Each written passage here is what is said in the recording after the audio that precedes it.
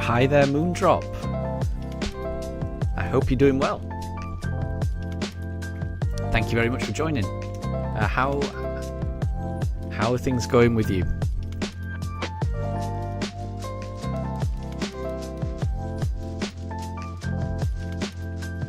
Because it is a lovely day here. Perfect weather, not too hot, not too cold. The pooches are a lot happier. I'm a lot happier. So I'm hoping the weather's good for you. Oh, Moondrop, you drew some Pokemon today. That sounds really cool. Which Pokemon did you draw?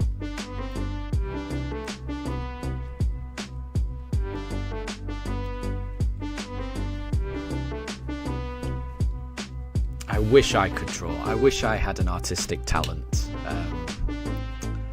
But alas, I do not. So I think that's a really special talent to have, to be able to, draw and bring characters that you love to life. Yeah, I've always thought that was a really good talent to have.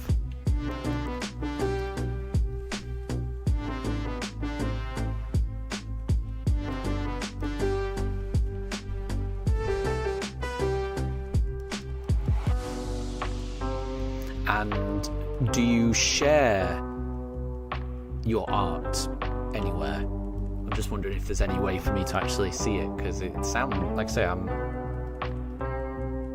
I like the idea of people doing pictures of Pokemon and things like that. Sounds very creative.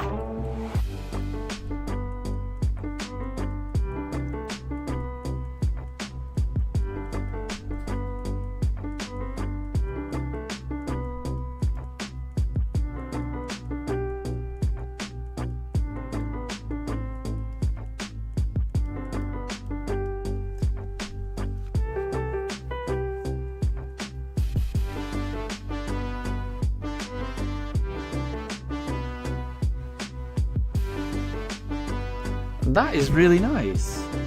So you drew quite a few of the Paradox ones. So you drew Iron Moth, Iron Crown, Iron Leaves, Iron Boulder, Iron Treads, Iron Thorns, Iron Bundle, Iron Hands. That's pretty much all of the futuristic ones, isn't it? And you also drew a Mimikyu. And the Mimikyu was for your art teacher, and that was because she made you. She must have drawn your favourite Pokemon for you, so you returned the favour, which is really nice. And no, I don't think you mentioned what you drew yesterday. No, can you remind me what it was, please? But that sounds really good. That's a lot of Pokemon that you've drawn there.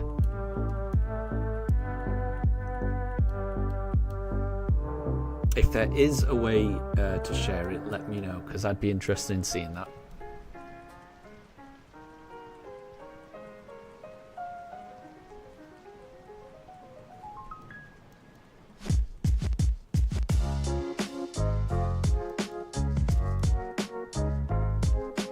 Because I am terrible at drawing. I am really, really bad at art. And I wish I wasn't. I wish I was better.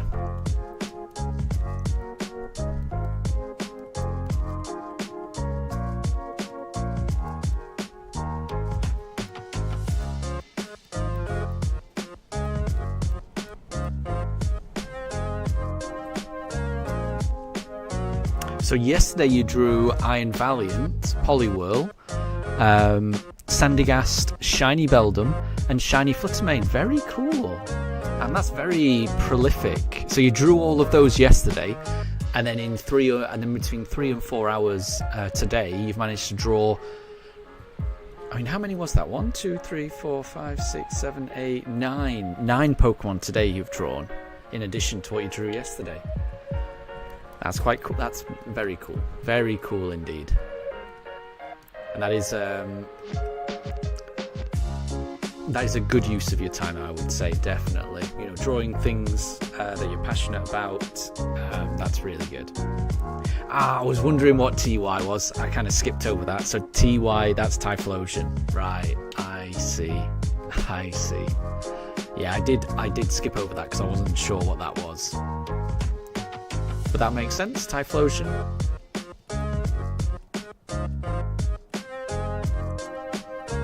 So that is a lot, yeah.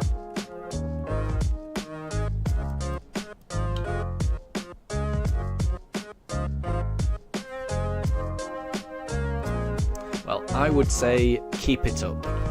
The more that you do that, I'm sure your art teacher will have better advice. But I would imagine, you know, the more that you do it, the more, you know, the better you get with something like that.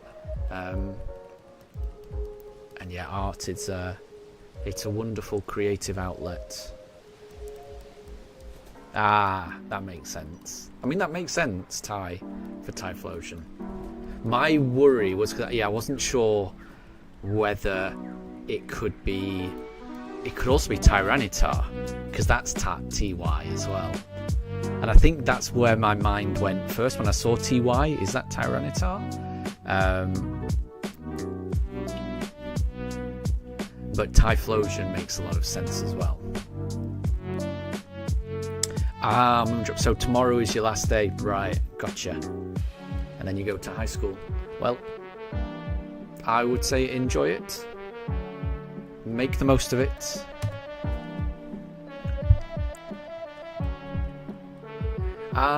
Yeah, T-Tar, that makes sense. That does make sense.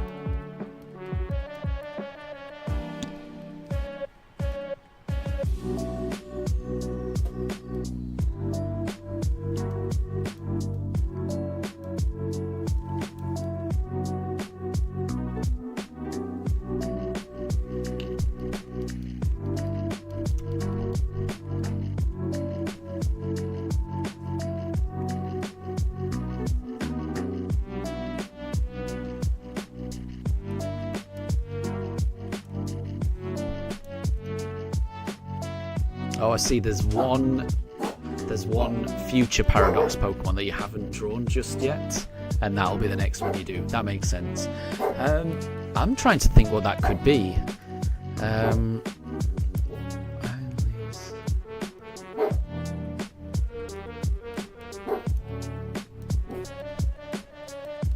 Is it Iron Jugulus?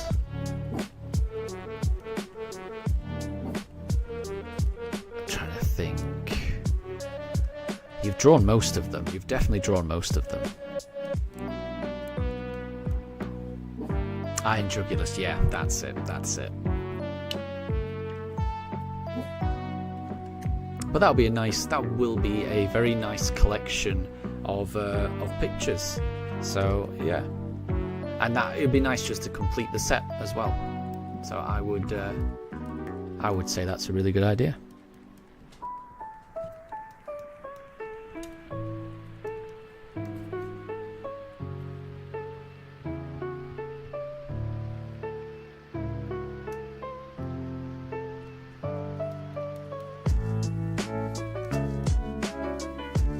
And I guess even if tomorrow is your last day, you know, something like art, it's something that you can keep going with, you know, always. You know, it's something you can always take with you in life, whether you're having lessons or not, I would imagine. It's definitely a very useful and very cool skill to have. Being able to draw, I would say.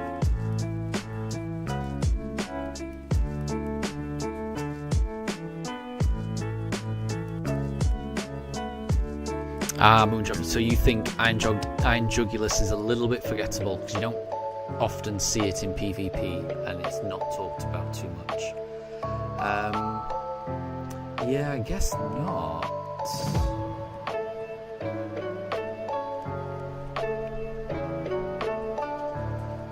Yeah, it doesn't come up too much, does it? But I must say I'm not completely up to date with the with the PvP scene. I try to watch the various streams they do of the international or regional championships they do, but I don't think I've actually watched all of the most recent North American International. Not a problem at all, Moondrop. Thank you very much for stopping by, and enjoy your last day of art classes tomorrow. But yeah, have a good one. I will catch you later.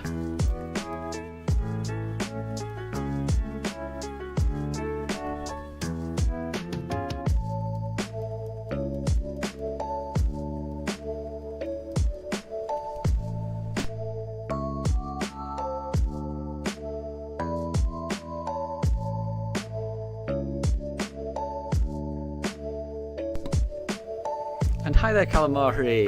Thank you very much for stopping by. And thank you for the good luck. I do appreciate it. And I hope I get it at 2,801. That would be great. That would be great. I'm not too far off that, actually. I guess, so this will be one of the few exceptions where I'll be able to actually find out if one of your predictions comes true in the same stream. And I'm not left hanging to see whether it'll be the next stream that I get it. Because I will be at 2,801 in, my maths isn't very good, 19 more encounters. I'm not far off.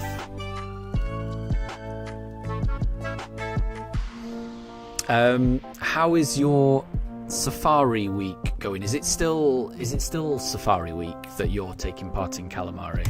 Because I remember you mentioning that you were taking a bit of a break from your normal shiny hunting to do that.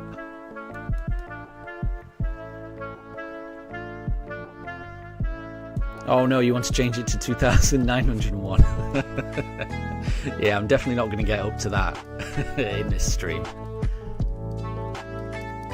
But I would be happy with any amount of encounters if it was under odds. I would gladly take that at this point. But we shall see. It's not as painful for me now. The faster system is helping me.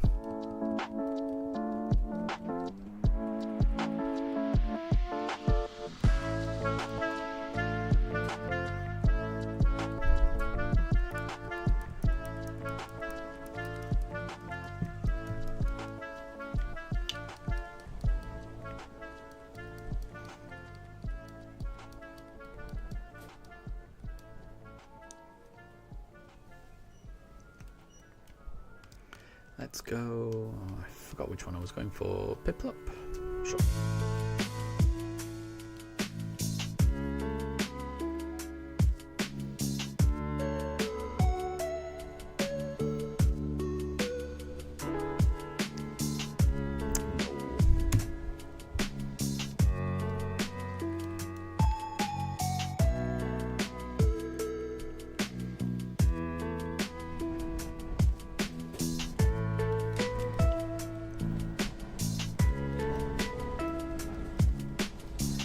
That's really impressive.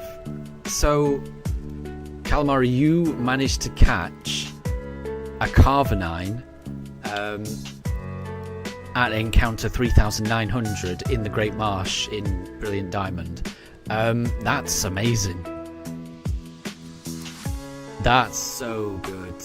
I can't imagine finding a shiny in the Safari Zone. Could I just ask, when the shiny Carvanine appeared, what did you do?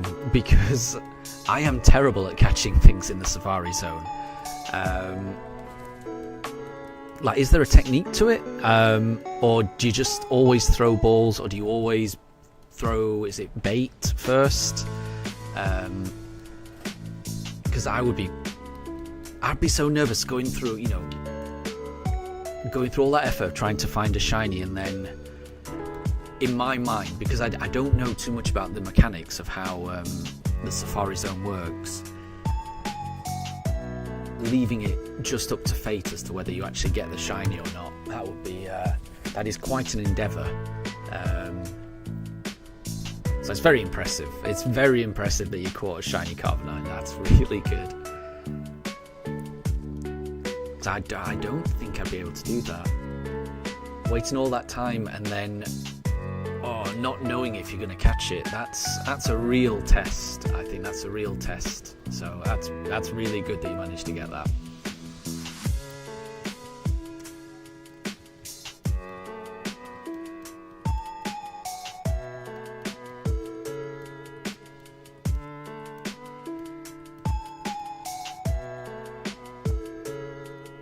Interesting. So statistically, it is just better to just throw balls when you do encounter a shiny in the Great Marsh area. Interesting. That is good to know. That is good to know. Because that would be, because I had to. I can remember. I'm trying to think. It's been a long time since I played this game. But I do remember having to go into the Great Marsh when I first got these games to try and fill out my Pokédex. And I can remember thinking, what if I encounter a shiny? What would I do? Because I had no idea how the Safari Zone worked, whether I should be, throwing bait, whether I should be throwing a ball. I never found a shiny, but it always, that was in the back of my mind, always wondering what would have happened if I did encounter it. Because I wasn't sure what the best thing to do was. So that is really useful to know that basically, if a shiny appears, your best bet, don't mess around with throwing mud, don't mess around with throwing bait, just concentrate on throwing balls. And that gives you the best chance of catching it. That is good to know.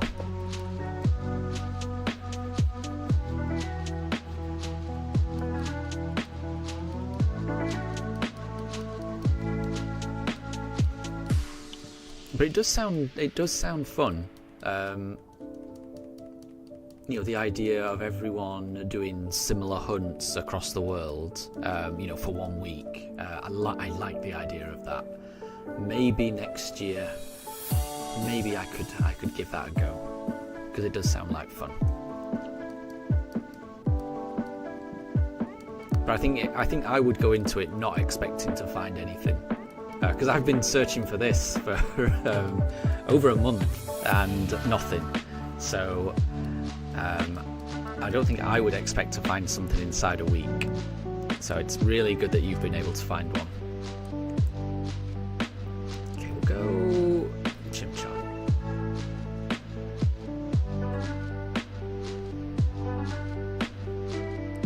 Wow.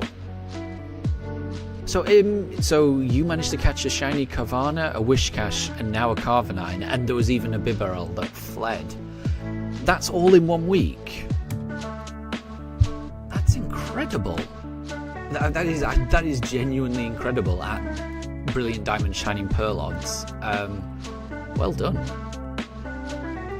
And the Bibarel fled because you accidentally threw mud at it rather than throwing a ball. Well, that goes to, I think that proves your point that throwing balls is the best way to go. Clearly. That even so, that's very, in my mind, that's very impressive in 1 week, in somewhere where you aren't guaranteed to actually get it. Like you say, that Bibarel fled. If you use Sweet Scent, that speeds up encounters. Interesting. I've not tried that before. I think I may have to look into that, because I think something like that might help. That might help this run going forward, once I'm actually finding Pokemon in a different way. So that's a good tip.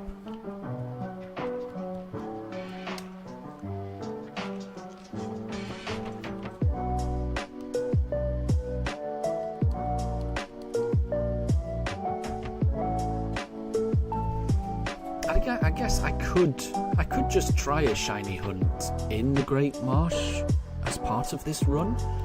It wouldn't be Safari Week, because there's not a chance I'd be able to get to the Great Marsh in 3 days.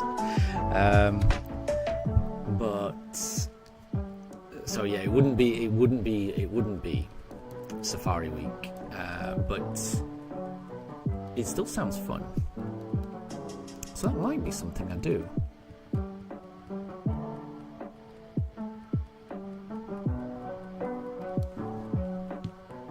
You give me a lot of confidence by letting me know that you don't have to mess around with like mud or bait. Let's just, you know, if and when a shiny appears, you just throw balls at it. That makes a lot more sense to me. You were getting, wow, you were getting 220 encounters an hour. That's really good. That's really good. That's really good. That is really okay, right? See, yeah, now I am quite interested because there's a few shiny hunts that I know I want to do. Because I want to find something in Eterna Forest. I want to reset for Palkia when I do reach it. I want to do a Poke Radar search because I've never done one of those before. But that leaves 2 slots on my team to decide, and one of them I hadn't considered it until now. But one of them could be a Great Marsh Hunt, and that would feel very different to all the others, which is quite appealing to me. Yeah, I like that idea. And I may do that. I just wish I'd started this run earlier, and I could have timed it.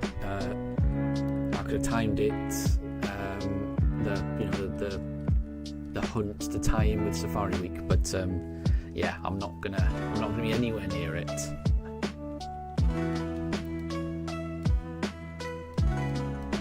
And that's the thing, Calma. That's the thing that scared me quite a lot. Waiting. So, like, imagine this. I've been doing this for a month and a half, and when the shiny appears, it's mine. Obviously, there's no chance of it running away. And if you encounter any other shiny, unless it's got a particular move that you've got to be careful of, it's completely within your control whether you catch it or not.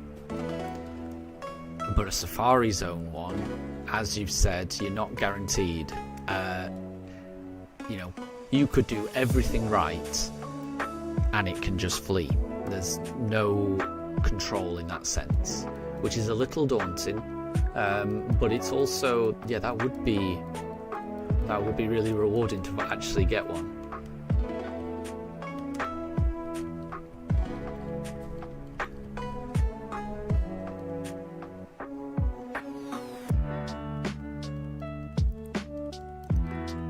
But that is a good number of encounters per hour. I don't know. I have no idea how many encounters per hour I'm going to get through in Eterna Forest. I've no idea.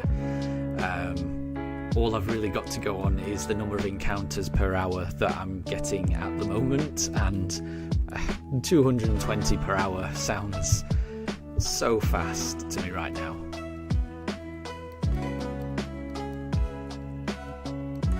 Because what am I getting at the moment? I can't even work it out, to be honest. I've just done 15 encounters, right? I started at 2775, so I've done 15 so far, and that's taken me 26 minutes. My maths isn't great, but it's certainly less than it's less than 60 an hour, definitely. So 220 an hour, that sounds so amazing to me. I cannot wait to get that many encounters. Oops. Chimchar? Chimchar. Sure.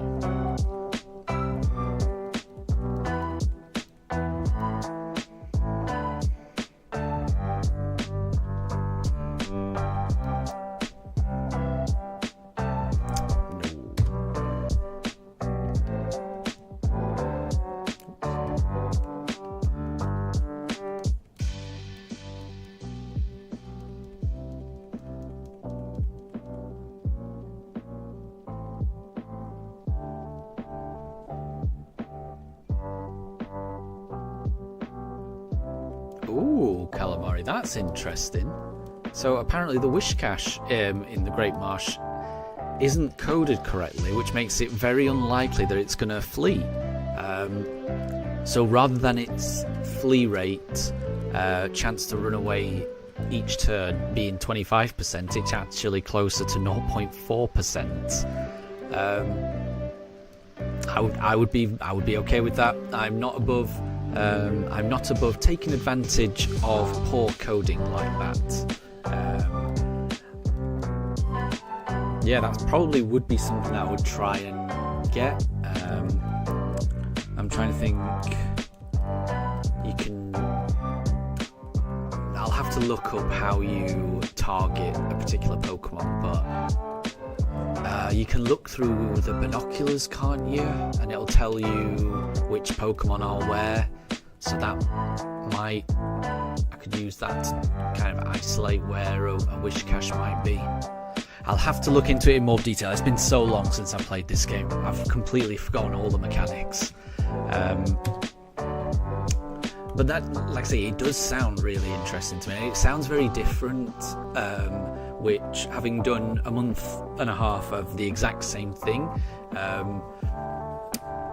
changing things up and doing a different kind of hunt is very appealing to me. Very appealing, which is why I'm really looking forward to the Poke-Radar hunt, especially because, like I say, I've never done that.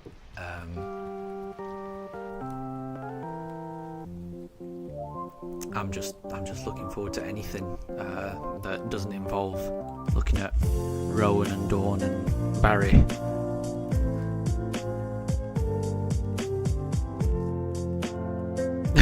No way. So what you're saying, Calamari, is that the wish cache bug that's in this game, in BDSP, is actually present in the original Diamond and Pearl games, and when the game was remade they copied that bug over. Is that true? So you could do the exact same exploit in the games that, you know, came out, I don't know, almost 20 years ago. That's crazy. That is crazy.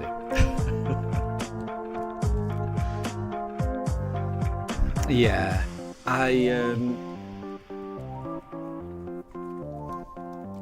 like I said, I like these games. I definitely like the original games. I played these games when they first came out, and I liked them. I definitely liked them.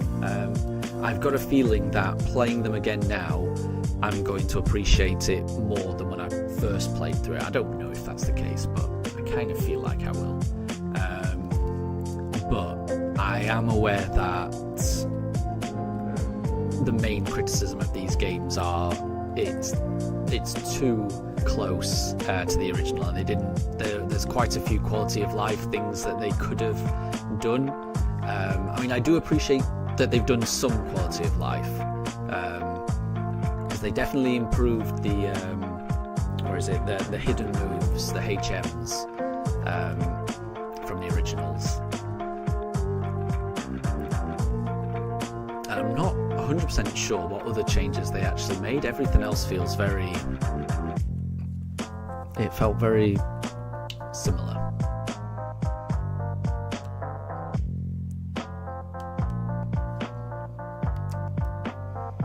And yeah, I do think if you are gonna re-release a game,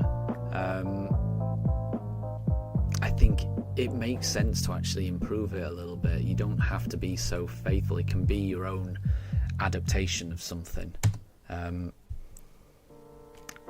Yeah, I'm definitely. I mean, this doesn't just apply to games. I think if you're remaking something, you know, surely the only purpose of remaking something is to put your own spin on it. If you're remaking something, it should be because you've got a lot of passion for the original, and presumably you have opinions on the original. You know what worked and what didn't work, and what you want to bring to your version. So I would have hoped that the game developers that made this would have brought more of their own vision of how they could improve these games. But at least they fixed the HM thing. Oh, Capamon, hi! I've just read that, and congratulations on getting that Trico. That is really, really good news. Congrats. And I like the sound of that. I hope it is a sign that we get it today. It could be. It could be. That's amazing. So are you going to do a whole playthrough of Omega Ruby Alpha Sapphire, Capamon, with your shiny Trico? What are your plans now that you've got the shiny Trico? But that's so good, man. That's so good. I am very pleased for you.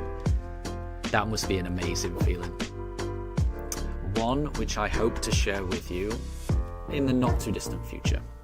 However long it takes is fine. Oh, you're doing a shiny only run as well. Perfect. Good luck on that, because that will be fun. That, yeah, you'll remember that. Great.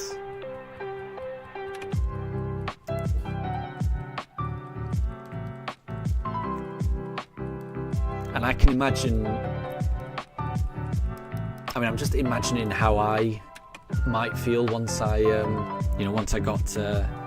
get my shiny starter, and for me, I think I'm gonna feel like the journey's really started at that point.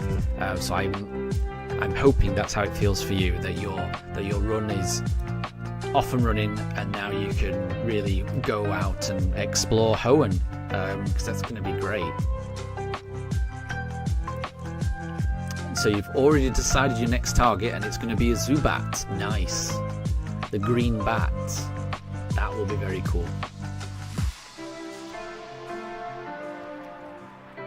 But yeah, I remember you saying that Trico was, one of your favourites. It might have been the first Pokemon that you picked when you first got into Pokemon, I think I remember you saying. So that, it's going to mean a lot to you.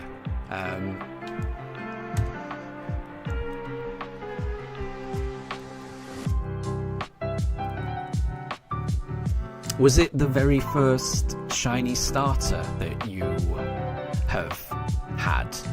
Because I know that is definitely the case with me. I've never done something like this before. So when I find this starter, this will be the very first shiny starter that I've ever got. And I don't know about you, but I never thought I'd be able to get one. So being this close, yeah, it feels exciting to me. Capon, so your first game was Pokemon Emerald, and yeah, you chose Trico. That's great. That is great. Well, it sounds like you're going to have an amazing shiny only run in Omega Ruby Alpha Sapphire. So congrats. I would love it if you could keep me informed on how that goes.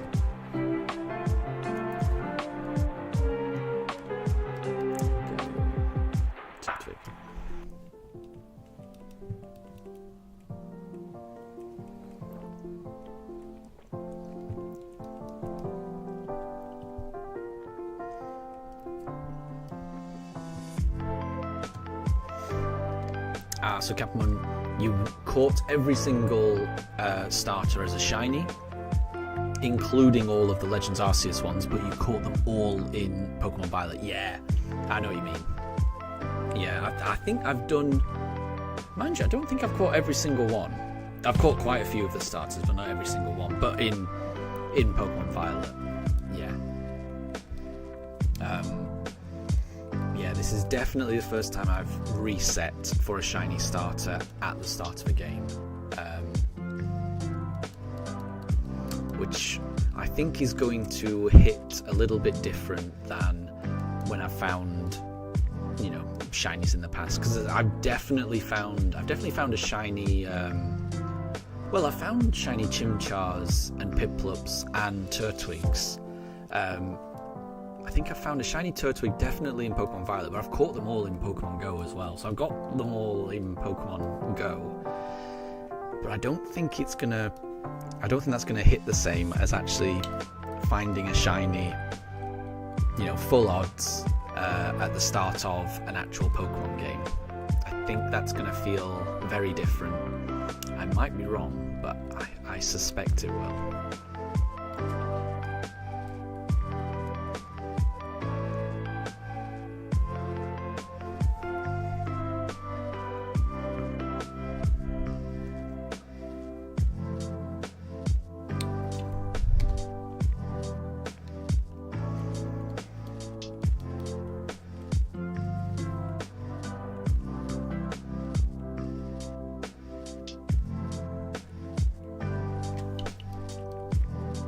So, Captain, that was your first full odds shiny hunt as well. Yeah.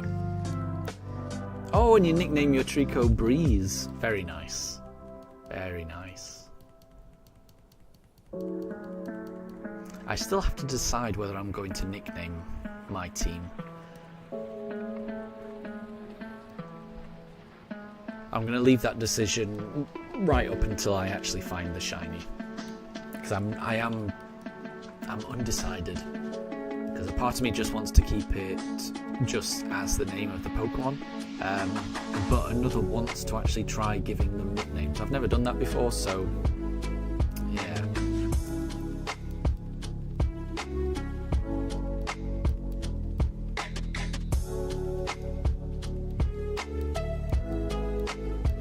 But it must be so good to actually start your journey, run around with your shiny Trico, watch it grow. So your plan is to catch a shiny before every gym as well. That sounds really cool. I think I'm gonna do something similar to that. I think I'm gonna try and stick to that rule.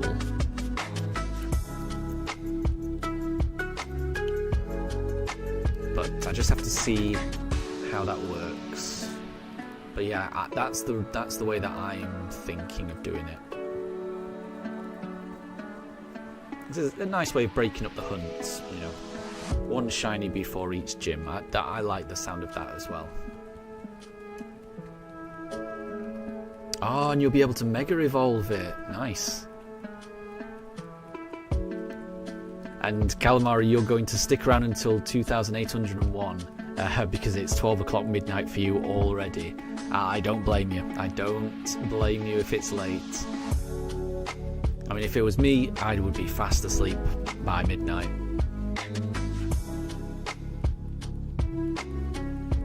So, we've got 2 more encounters until we get to 2801. Let's see if we can get it on encounter 2800. Could it be? We'll go Turtwig.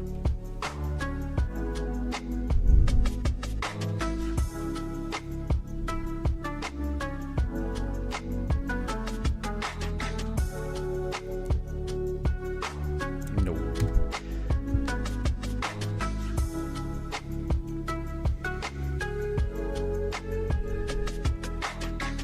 So we'll see if it is encounter 2801 in the next one. Let's see. But thank you very much for stopping by, Calamari. I do appreciate it. Good luck if you're carrying on with the Safari Week, or whether you've caught enough, because that seemed like you got a good number of shinies already.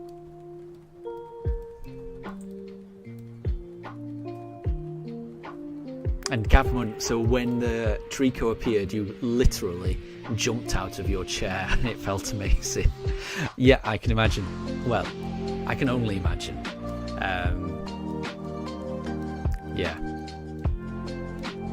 I think, yeah, when it happens, there's gonna be a little bit of screaming, I would imagine. I would imagine the screaming is going to upset the dogs, and they're gonna probably think I'm being attacked and will start barking. We shall see. And Calamari, yes, this whole hunt would be a lot faster if it wasn't for Barry flapping his chops. Ah, it is not on encounter 2801, sadly. Sadly. And Calamari, you're satisfied with your safari run. I don't blame you. To me, that sounds like an incredible haul already. So I don't blame you one bit. It sounds like you've had a really good week. Again, thank you very much for stopping by. And yeah, have a lovely night, and I will catch you later.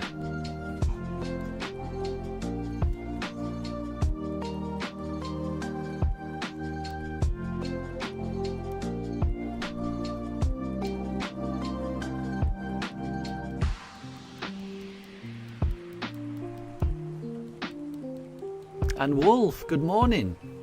How are you? I hope you're doing well.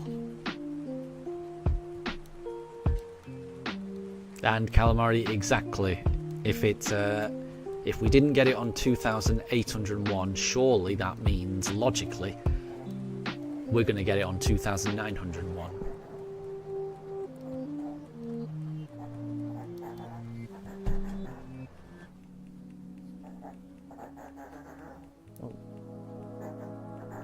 Bear with me 1 second. Mifa's making some noises. Hold on.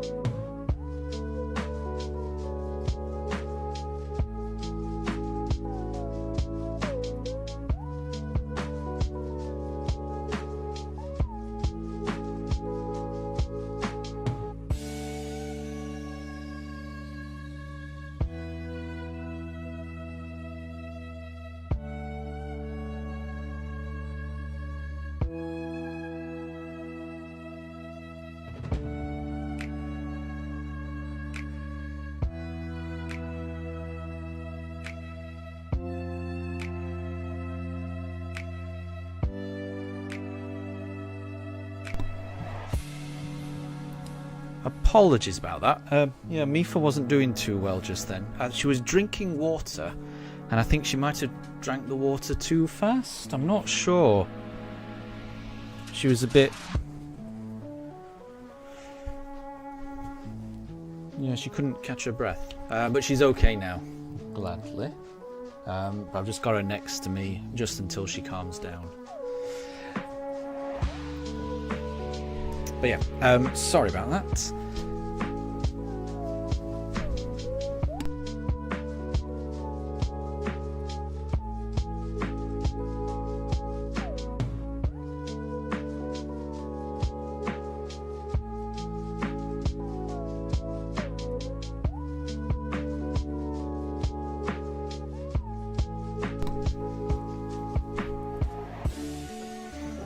Okay, right.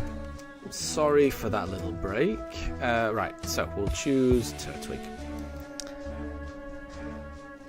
And Wolf, I'm really good at the Pugs. The Pugs are fine. Mifa was, like I say, I think Mifa was drinking water a little bit too fast. So she was drinking a bit. Yeah, I think it was just that she choked on the water a little bit. I think that's what it was. Because I could hear her drinking. Then she came over, and she was making some weird noises. And then when I picked her up, yeah, you could tell she was trying to cough something up. So I think she just drank the water a little bit too fast. It's not too warm here at the moment, but it is a little warm. So they do need all the water they can get. Okay. But yeah, apologies for that little break. But yeah, Mifa's calm now, but she is at my feet.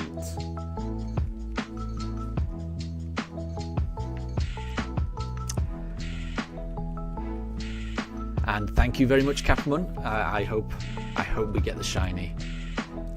I hope we get the shiny. And Deb, good to see you. Good to see you. You're never late. Anytime that you join, it's always good to see you.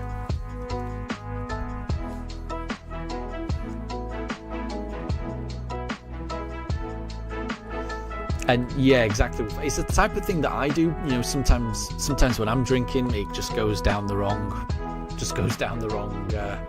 pipe in my throat, and then I just end up spluttering. I think it was just that.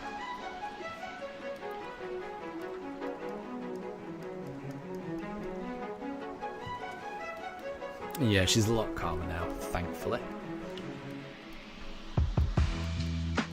And Mega Gengar, good to see you. I hope you're doing well as well.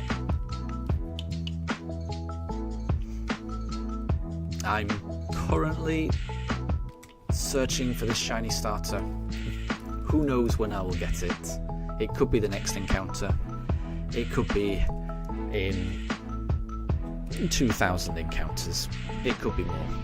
We'll never know until we keep going. And thank you for the shiny look, Wolf.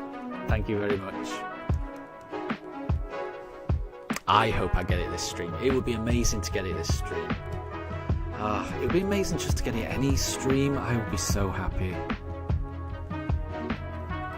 Because as I think I've said a few times, I'm really looking forward to starting this run. And thank you for the shiny look as well, Deb. Thank you. But I've been inspired by Capman. Capman got their shiny starter.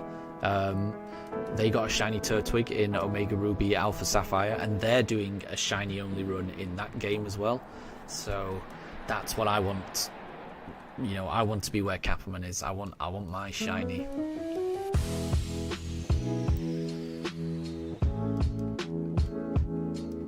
Who knows when it will be?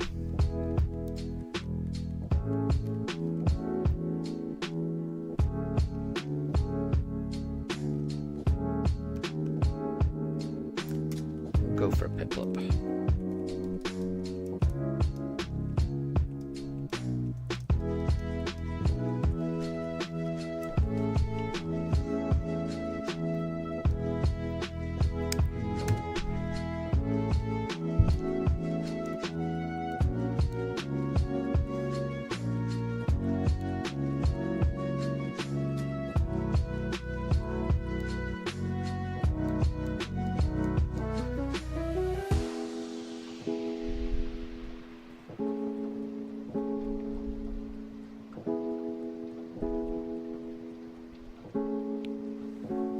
And Deb, I'm sorry to hear that. So you've deleted your game, and now your shiny team has gone.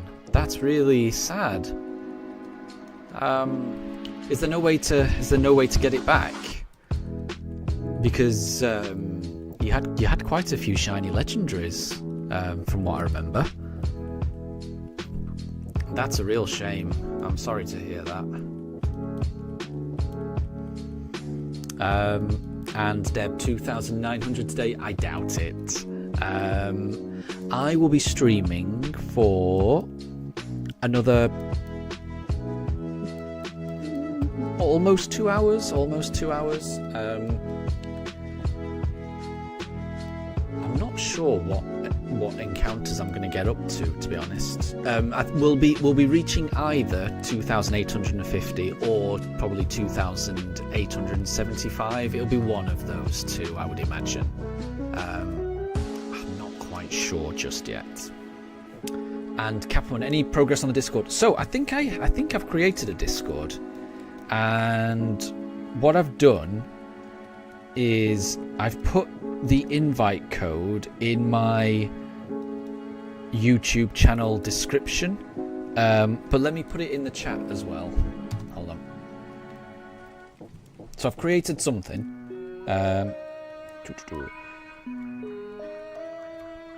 But again, it's pretty basic. It's just somewhere where if people want to post their shiny collection, if they want to trade, if they want to post pictures of their shinies or their trading cards, or on Trading Card Game Live, if they've got any pets they want to include pictures of.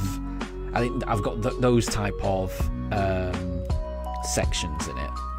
Let me copy the invite, bear with me. Copy the link, right, and then if I put that in the chat,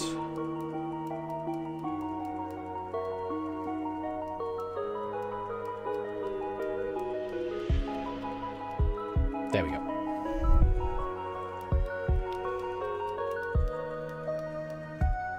But yeah, I think it's just something where, you know, if you wanted to take a picture of that shiny Trico, you could share it, and that might be fun to see. Or if anyone's got any pets they want to take photos of and share, that type of thing. Because it's difficult to share that type of thing on YouTube, isn't it? And so, Deb, you completely permanently deleted those that game and those Pokemon because it started lagging and there were storage issues. That's a shame. That is a shame. I'm sorry to hear that. Well, I mean, at least you know that you caught those Pokemon, and that's the main thing, really.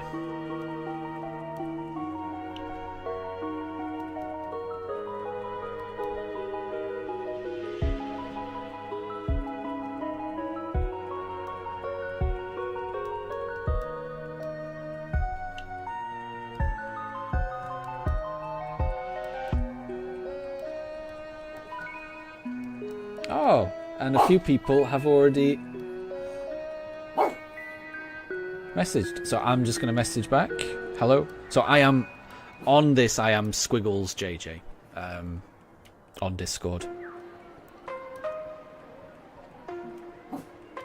But yeah, I can see Deb and I can see Kappa. I'm not sure I'm going to be able to pay attention to Discord while I'm doing this, but when I'm not streaming, I'll be able to pay attention to the Discord. Okay, we'll go Piplup, I think.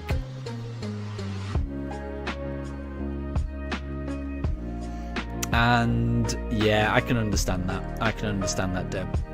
Yeah, if there are like storage issues, then you've just got to get rid of things, unfortunately.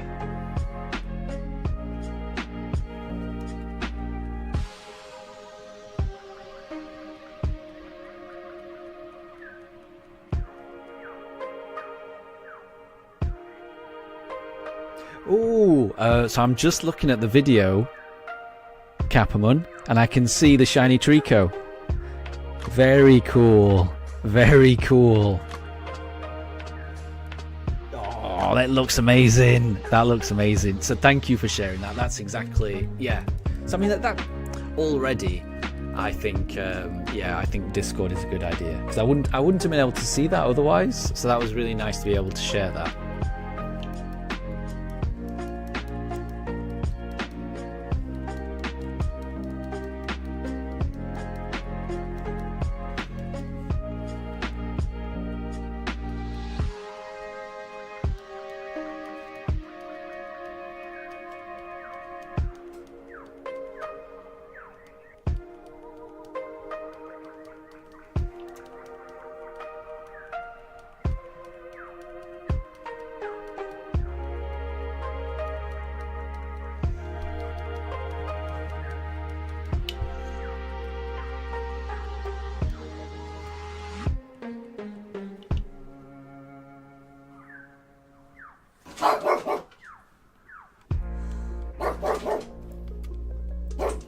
Apologies if you can hear Daruk barking. I'm not quite sure what he's heard.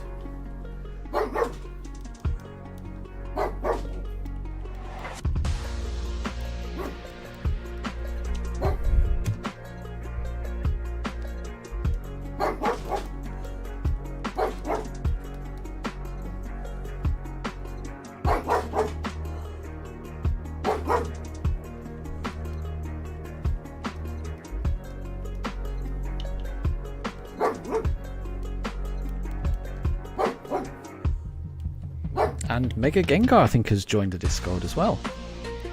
It's proving more popular than I thought it would be. That's really good. And if anyone's got any ideas for little sections that they would like added or think would be a good idea, then let me know. Because yeah, I mean, I'm really interested in any shinies people get. I really want to know. And also, yeah, if you've got any cute pictures of your pets, I want to see that as well, definitely.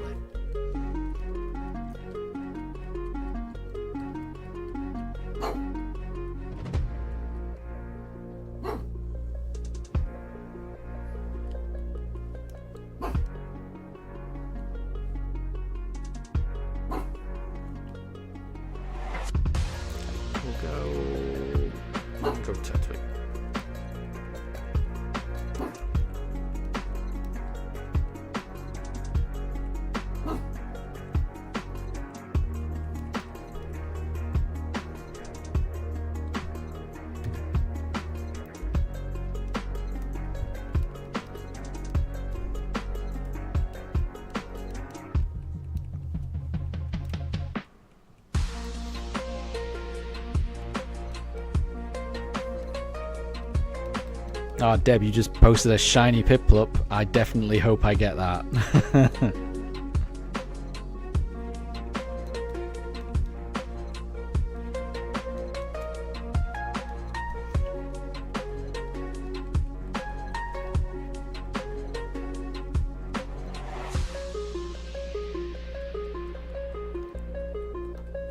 And that is a good point, Capone. Yeah, so if I ever... if you ever just decide to go live without an announcement, I could put it in the Discord to let people know. So yeah, if I add a stream channel to update the stream notification. Yeah, that makes sense. That makes sense. I might add a stream channel. I'll get that done this evening, I think. Because that makes sense, just to put a post in there anytime that I'm streaming. That's a really good idea. I like that.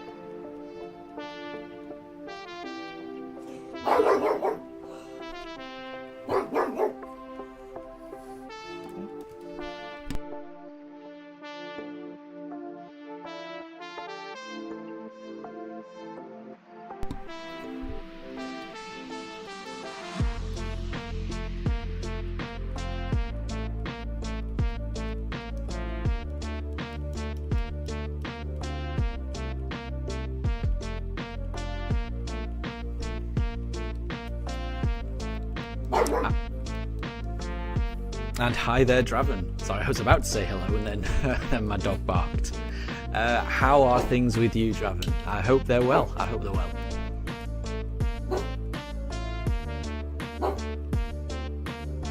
Things are very good here. Still searching for the shiny, but who knows when it will appear. It's certainly going faster than it used to, so I'm happy.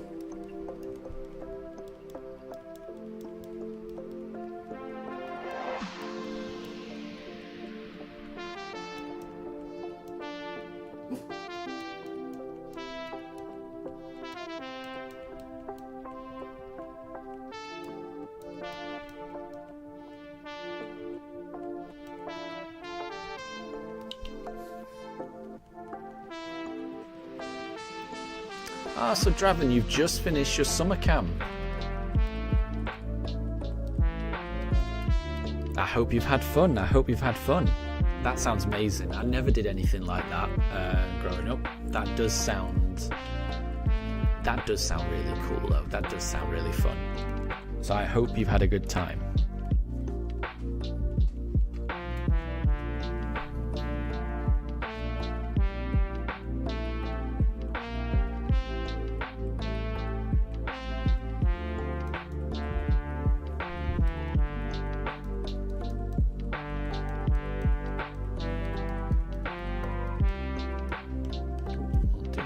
We'll do Piplup.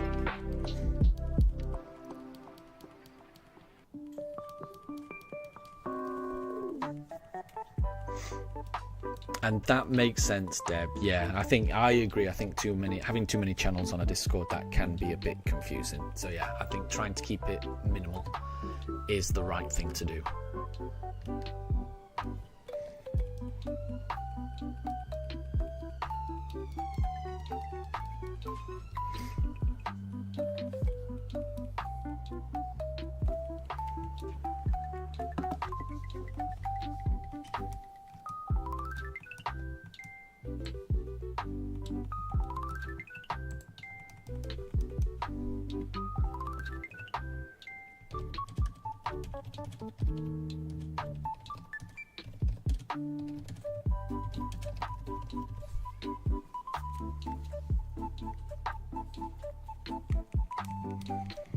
And so, Darren, yeah, that's something that you do every single year. That's really, yeah. Again, that's such a good thing to do. Because yeah, like I say, I think that's gonna. It's such an important thing to do, for kids and growing up and getting outdoors and all of that. It's building lasting memories, and it's really that's an important thing for you to do. I think that's really good.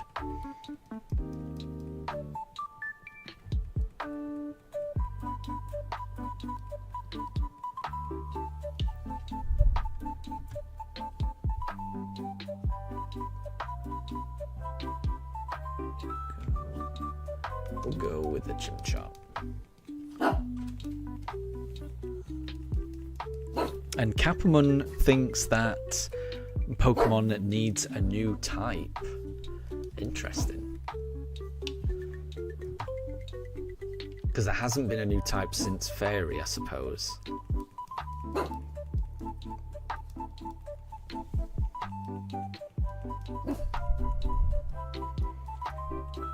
Because I must say,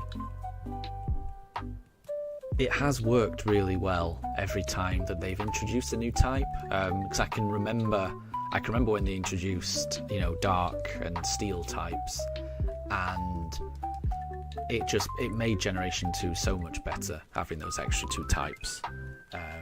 It made everything a lot more balanced, and I get the impression that Fairy helped complete that balance as well.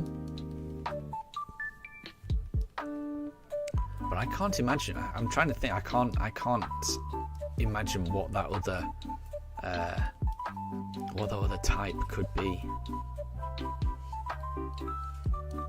But I do like it when the games play around with mechanics and things like that.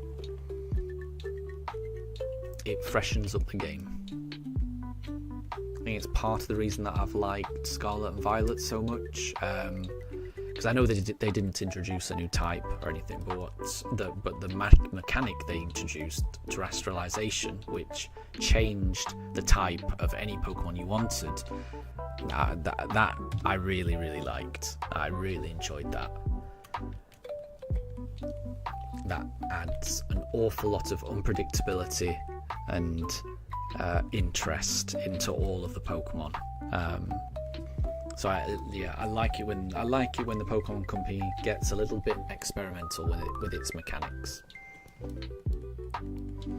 And Deb, so the moving Piplup that's in Discord is for the stream to be put in a Pokeball if we were to get one. Interesting. I haven't tried moving GIFs on the stream. I'll see whether I'm able to do that.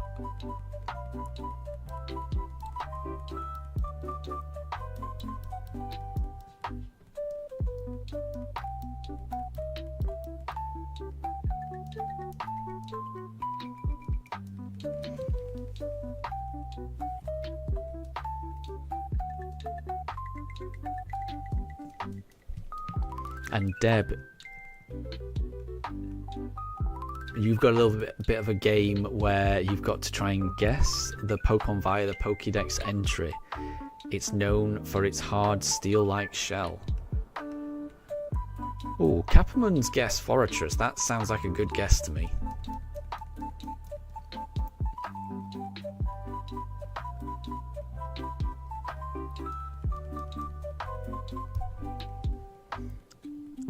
Yeah, Forretress makes sense. I'm trying to think of another one that would fit that. I can't think of one.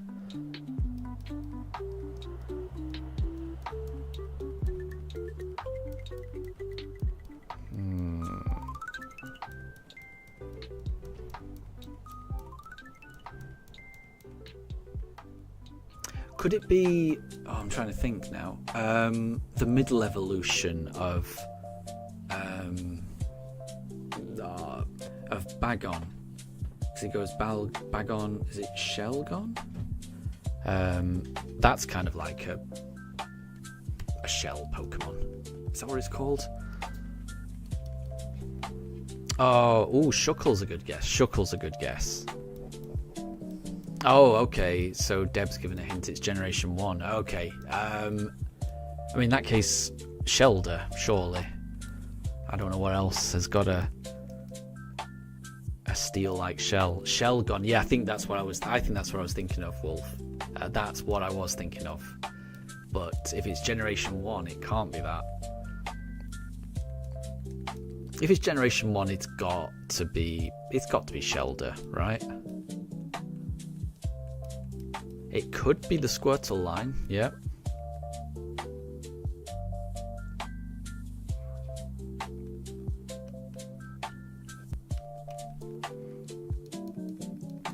Yeah, if it's not Shelder, then I don't know.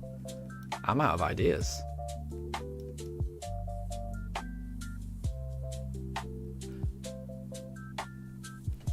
Oh wait, what's the... Oh, is it... Wait, I'm thinking of the wrong name, actually. I'm thinking of Cloyster.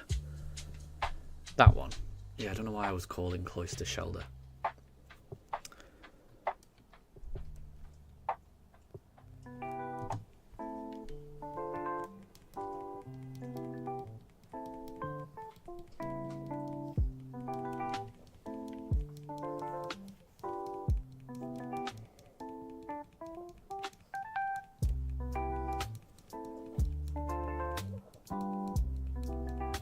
Oh, wow.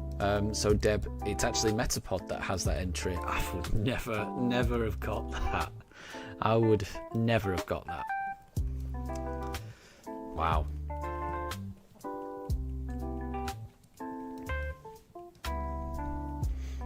And Draven, you really hope that Legend ZA doesn't have Gimmighoul. Interesting.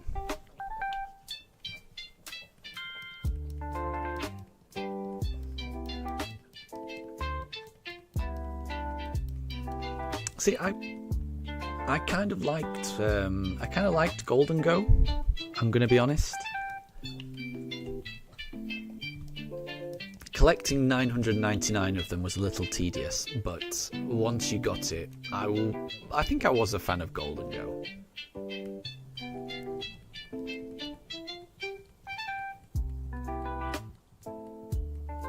And Capone, yes, I remember that episode of the anime as well. Yeah, Metapod versus Metapod.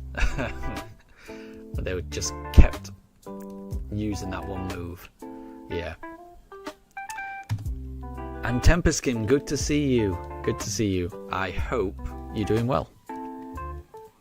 Capone, my favourite Pokeball is probably Premier Balls, I think. I just like the design of them. I think they're really nice. Very minimalistic. But yeah, I'd be interested in what everyone else's favourite Pokeball is. I do like the design of the old Pokemon balls, old Pokeballs in Legends Arceus. I think those have a really nice design. I like how, rustic they look and how mechanical they look, I guess, almost. Handmade. That's what I'm looking for. Handmade. I like that.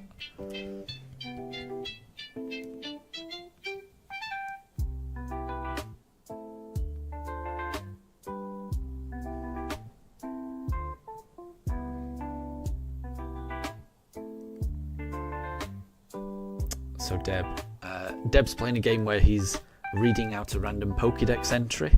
I think the latest one is when exposed to the moon's aura, the rings on its body glow faintly and it gains a mysterious power.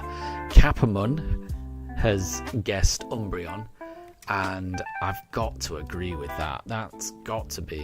Surely that has got to be the answer there.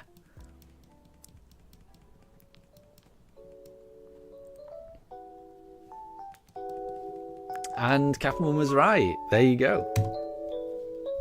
And don't worry about letting me guess. It's fine. The chat is, what is it? The chat comes through faster than you can hear me. So there's always going to be a delay. If you're waiting for me to respond, it's going to take a little bit of time. So don't worry. Don't worry about answering ahead of me. I may just not know. The answer. But I think that was a good shout. That, and that's the point of the game. And you've got to, if you know the answer, you've got to say it. And Draven, yeah, exactly. The fact you've got to get 999 of the Gimme Ghoul coins in order to evolve it. It reminded you of collecting Korok seeds in Breath of the Wild or Tears of the Kingdom. I can see that. I can definitely see that. I think I enjoyed that process though. Collecting all the Korok seeds. I always quite liked that. But it's not for everyone, definitely. I agree. And maybe they'll find a different way to get Gimme Ghoul to evolve. Who knows? They could change it up.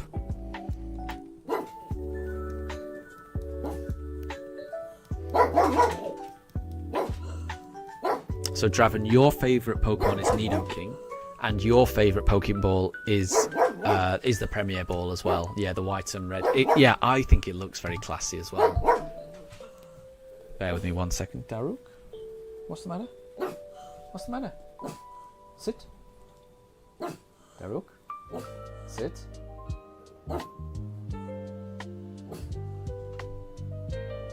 Not quite sure what he's woofing about. He will have heard something outside that he disagrees with. So Deb, you've got an electric mouse, but it's not Pikachu. Is that Dedenne? That would be my guess, Dedenne. I'm trying to think of another electric mouse. There's quite a few, similar Pokemon to Pikachu. But I think Dedenne's that's the only one that's coming to mind that is an electric type. But yeah, Draven, I completely agree on the Premier Ball. I think, the red and white, it just looks very clean, it looks classy. Yeah, it's my favourite as well. Nice one. That is good to know. It was Dedenne.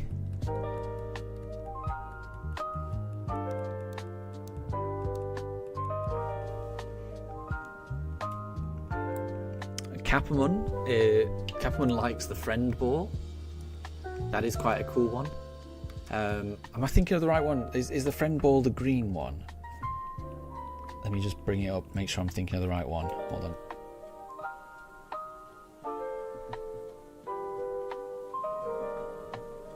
It's not a shiny Chimchar though.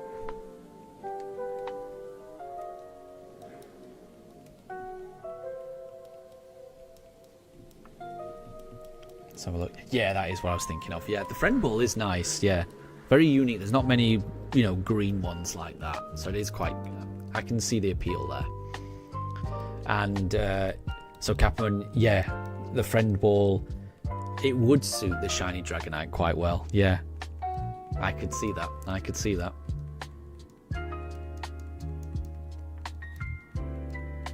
And I agree, Wolf.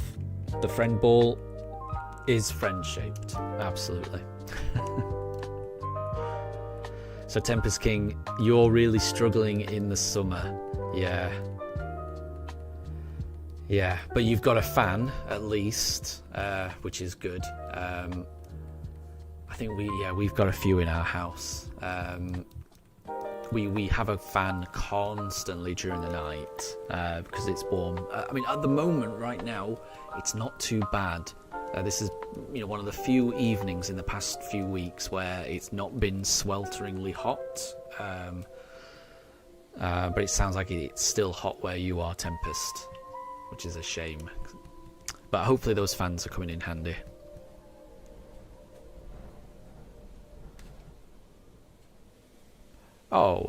So Deb's got another guess. Volcanoes erupt when it barks. Unable to restrain its extreme power, it races headlong around the land.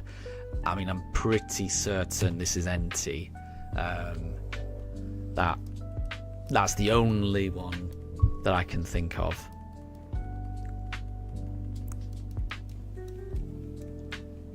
Because it certainly does. It's certainly a roaming legendary. And it certainly looks like it would bark, and it's a fire type.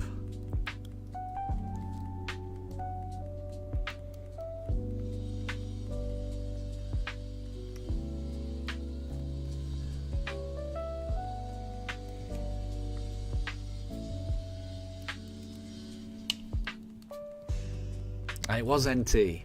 Very cool. Other people can join in on this, please. Don't feel like you're answering before me. Please, please go ahead. I want, if other people want to guess these, because it is quite fun. It is quite fun. I like the game, Deb. But I would never have got Metapod. I'm going to be honest. I would never have got the Metapod one. We'll go Chimchar. And Moondrop, good to see you again. And Roblox Guy, how have you been? We're doing really well. We're doing really well. Still trying to find the shiny starter. So we're on 2,825 encounters, but we have a Switch 2 now, so the whole process is going a little bit faster than it was. So however long it takes, I am happy with. So Deb, there's a new one. Apologies if you can hear Daruk barking, sorry about that. So Deb, this Pokédex entry is capable of jumping over the Eiffel Tower in a single leap. Its hooves are 10 times harder than diamonds. Ha. And Capamon thought Magikarp until it mentioned the hooves. That's interesting. I don't know if anyone ever used to play there was this random game where you had to jump Magikarp. You had to jump a particular distance. I forget what the game was about, but it was just about a jumping Magikarp. It was a silly little phone game. I remember it. I am trying to think of it. I can't. Something that can jump that high has hooves that are harder than diamonds. Xerneas is a good shout from Wolf. That's a good shout. That's a really good shout, isn't it?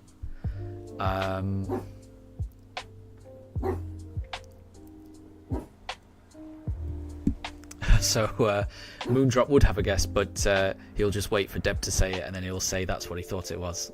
That's cheating.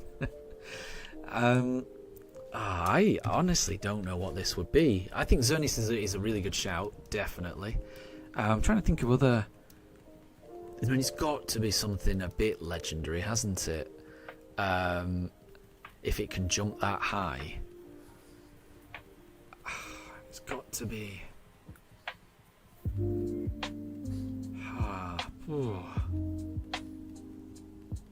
So Moondrop guesses Mudsdale. That's not a bad shout. You know, it's got hooves, doesn't it?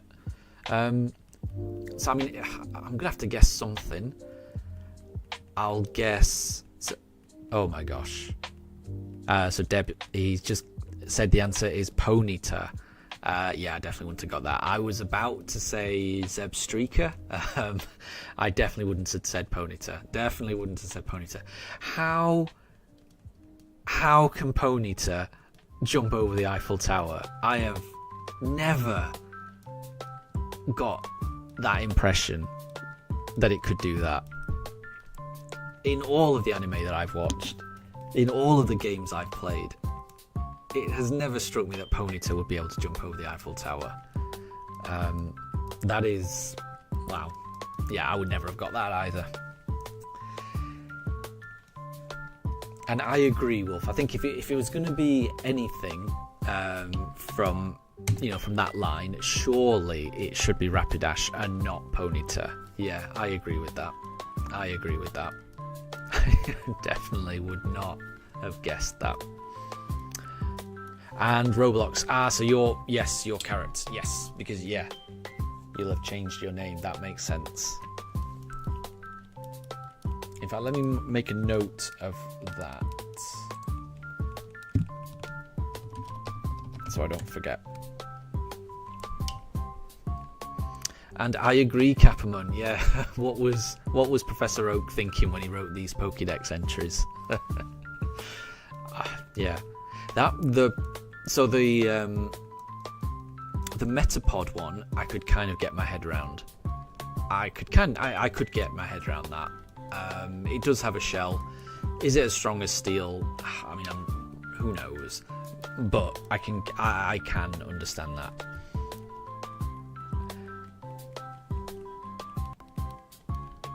But the Ponyta one, that's just wild.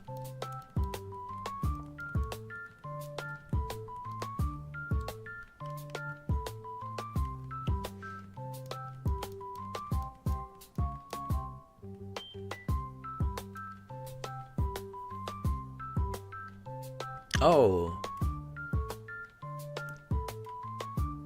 So Moondrop, maybe the Pokédex entry doesn't say that? Who knows? I'm not quite sure. Who knows? Because it might be an old one. Because I guess they do change the Pokédex entries.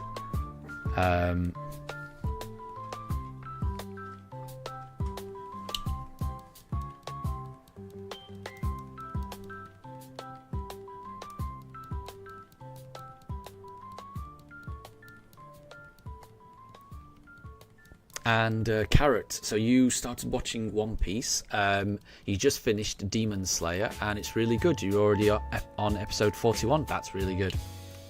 I've heard good things about it, but I've never actually watched One Piece. But I've heard good things, and I know a lot of my family really like it.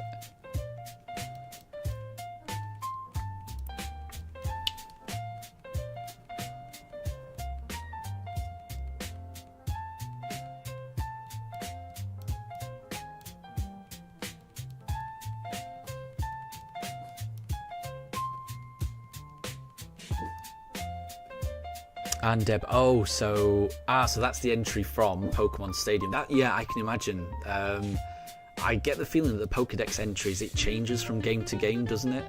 So yeah, it wouldn't surprise me if there was some weird entries there in some of the games. That doesn't surprise me at all. It is a very wild Pokédex entry, though, definitely. So Carrot, there are 1,000 episodes of One Piece. Wow.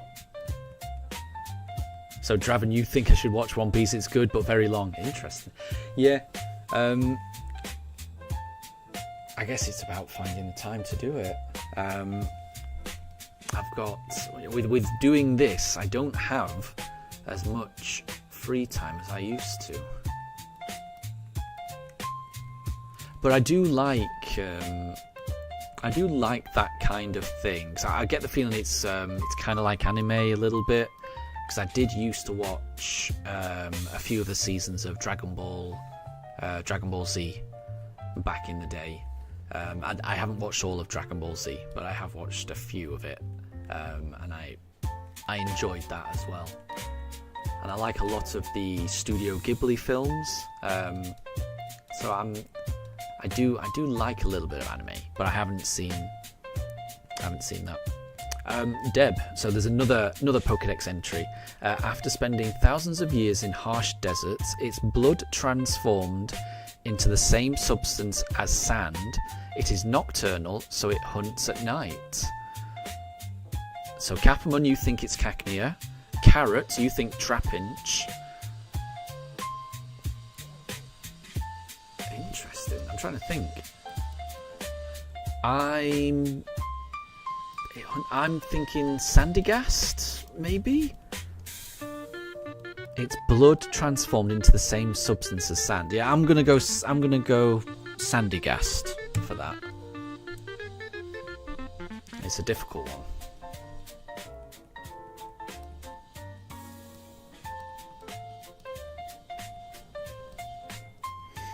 And Draven, yeah, a bank holiday probably is probably a good time to watch it.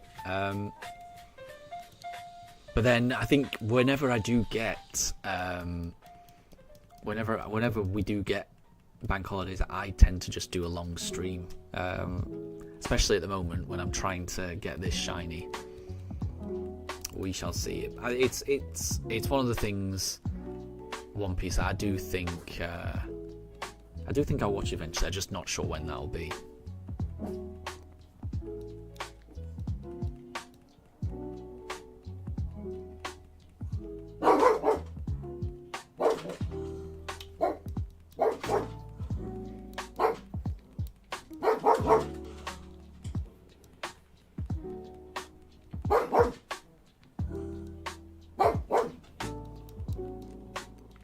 And Wolf, you just got a shiny Grimer. Well done. Congrats. That is amazing. Really well done.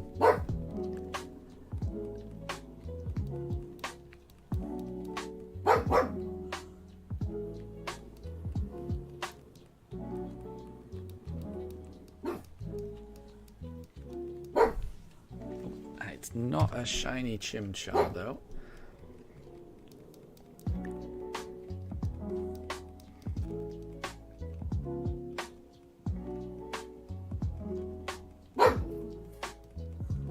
Oh, and Deb, so the answer of yours was Cacturn, which was basically what Capamon said, because Capamon said Cacnea, didn't he? Very, very close. Very, very close there. Very close. And then Moondrop, I think Moondrop, you're quoting some Pokédex entries as well, with this odd Pokemon can see both the past and the future. Its eyes, the sun's movement all day. Remember, no one in chat can answer. I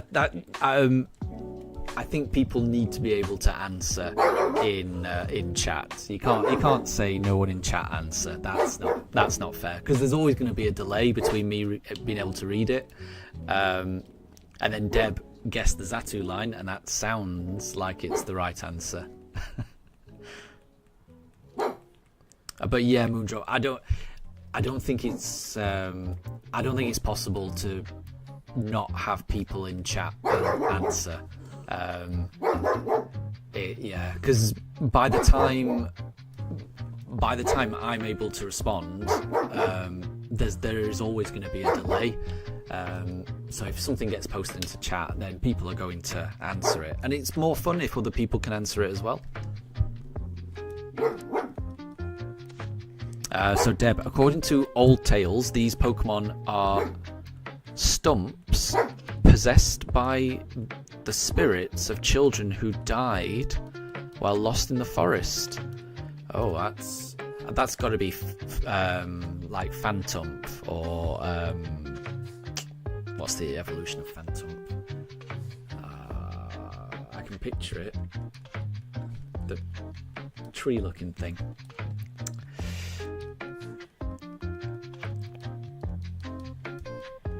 And exactly, Tempest, yeah.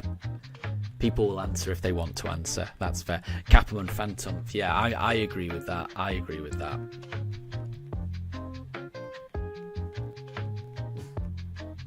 Or Trevenant, that was it. I couldn't remember the evolution of Phantom. It is Trevenant, isn't it? That's what I was trying to think of. But I reckon Phantom.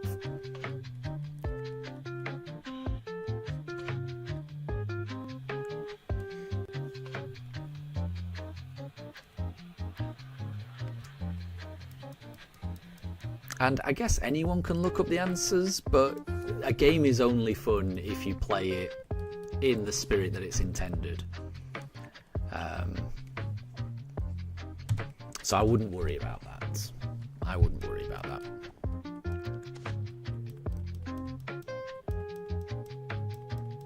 So Moondrop's thinking Drifloon, Carrot is thinking Hypno.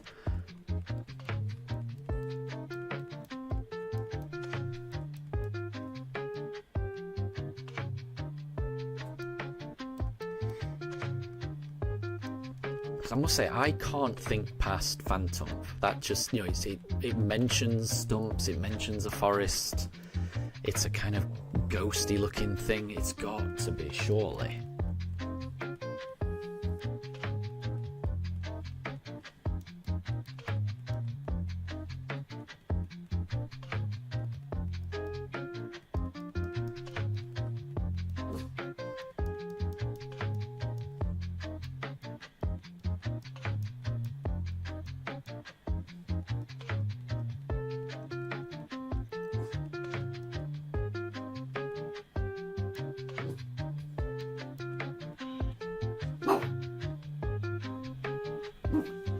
And Capamon, yeah, you hope that if you were to turn into a ghost Pokemon, you would really hope that at the very least it would be a shiny one. Yeah, that would be cool. But wait, Deb. So Deb, you've got a new one, which is one of the OG Pokemon. Apparently, from the time it is born, a flame burns at the tip of its tail. Its life would end if the flame were to go out. Yeah, so that one. That one's Charmander, obviously, because they did a whole anime episode about that. But what was the answer of the previous one? The Stumps who were possessed. Did I miss that? Was the answer Phantom? You can't. I don't know if I've missed that, but you can't leave us hanging on that.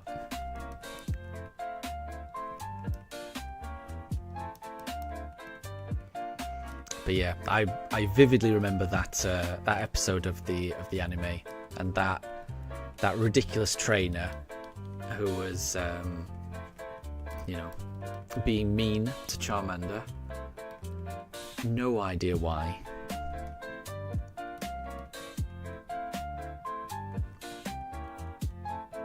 Ah, Deb. Okay, yeah, it was Phantom. Yeah. Good.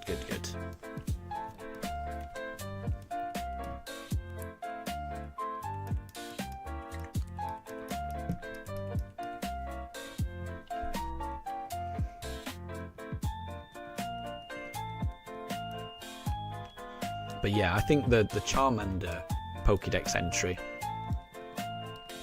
it must be one of the most famous ones. I think even if you'd not told me, if you'd just asked me to guess what the Charmander's entry would be, that's what I would guess it would be. It's a pretty iconic Pokédex entry, isn't it? It was formed by uniting 108 spirits. It's been bound to the odd keystone, that's a hint, to keep it from doing any mischief. So yeah, I'm pretty sure that would be Spiritomb, if it talks about an odd keystone and uniting spirits as well. That seems very, very Spiritomb-y to me.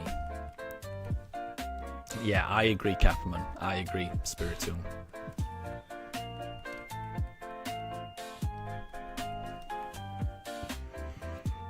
All the evidence is pointing towards Spiritomb. Yep, Carrot agrees.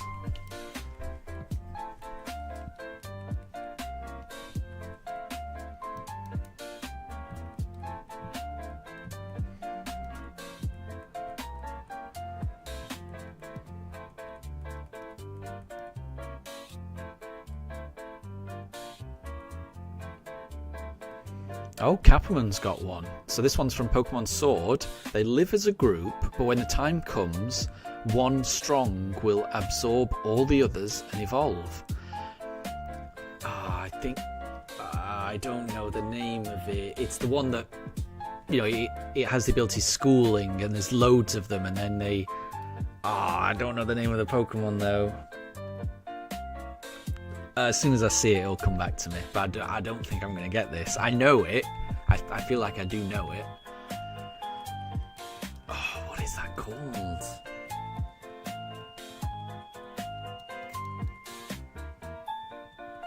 Yeah, I don't know it. I've never actually used this Pokemon. I've only ever seen this Pokemon in, like, you know, Max Den raids when the NPCs use it.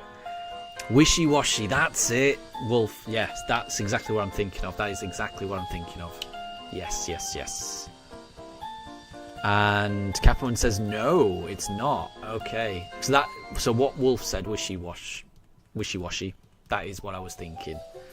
Because they live as a group. And it feels so...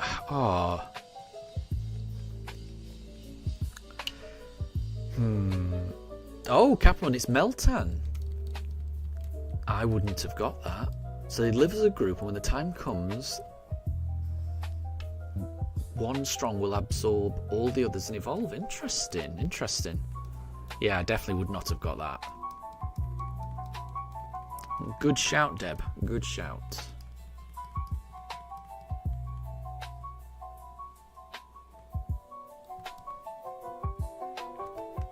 Yeah, I definitely would have said what Wolf said. That would have been...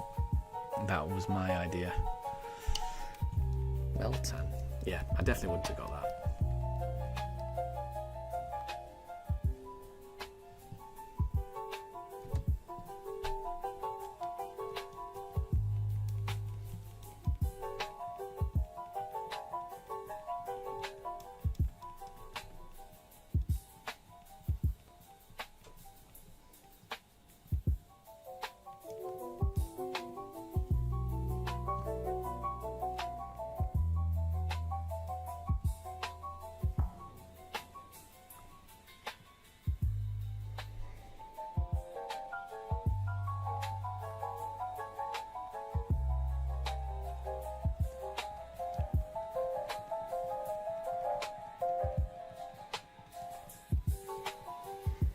Okay, Deb. So Deb's got one. It's a stuffed toy that was thrown away and became possessed, ever searching for the one who threw it away so it can exact its revenge. I'm going to be honest, that does not sound like a Pokemon to me.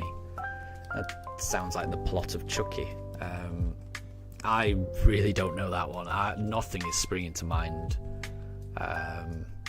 Pokemon related for that.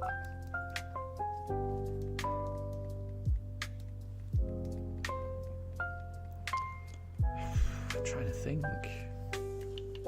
Yeah, I really don't know on that one, Deb. I really don't know.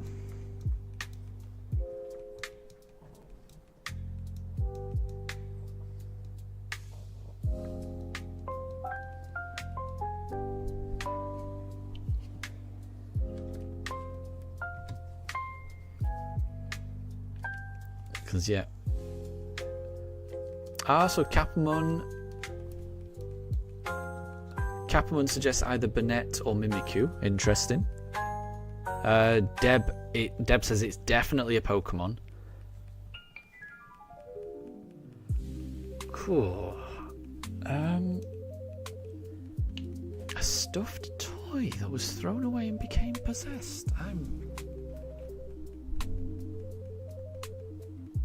I'm flummoxed, honestly.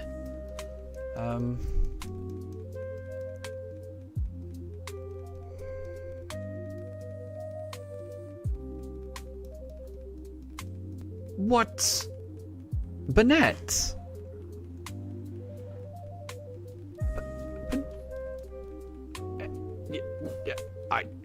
No, I would never have got that. Obviously, I would never ever have got that. I've never considered.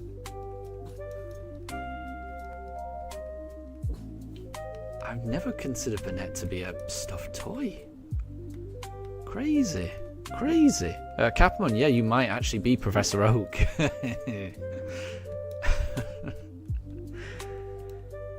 Wow. Yeah, some of these have got some very strange Pokédex entries. Yeah, I definitely would never have got that one. Absolutely would never have got that one.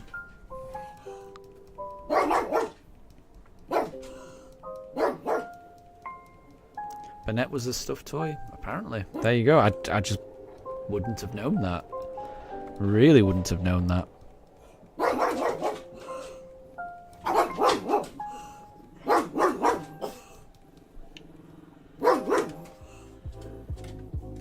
Okay, Wolf has got one. But Wolf says this one is tricky. I think quite a few of them have been tricky so far.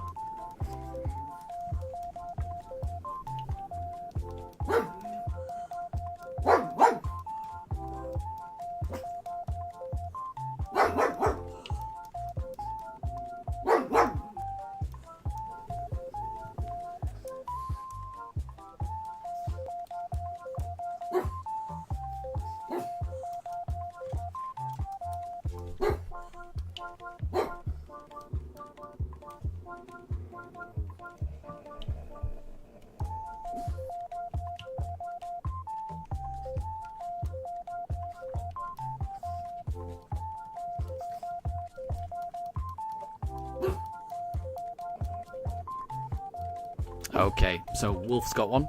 So when properly raised from a young age, it will become a trustworthy partner that will absolutely never betray its partner. So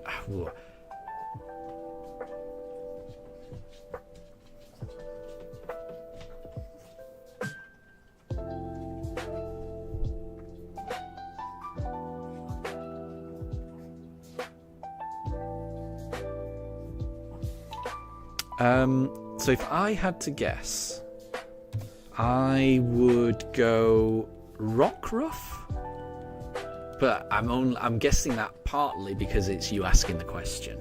But that does, to me, that does seem like Rockruff is a trustworthy partner.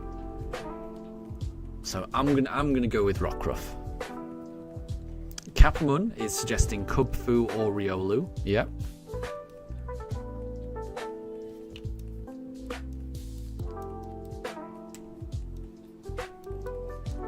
And Deb is going for Rockruff or Lycanroc. But Rockruff is close. So maybe Deb has got it with Lycanroc. Maybe. It is Lycanroc. Ah, ooh, but which form? Right, okay. Oh. I would say Dusk form.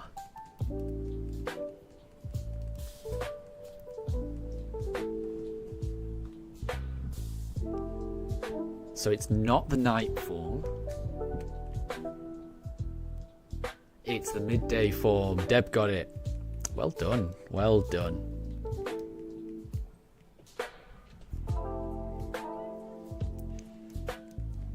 That was a good one.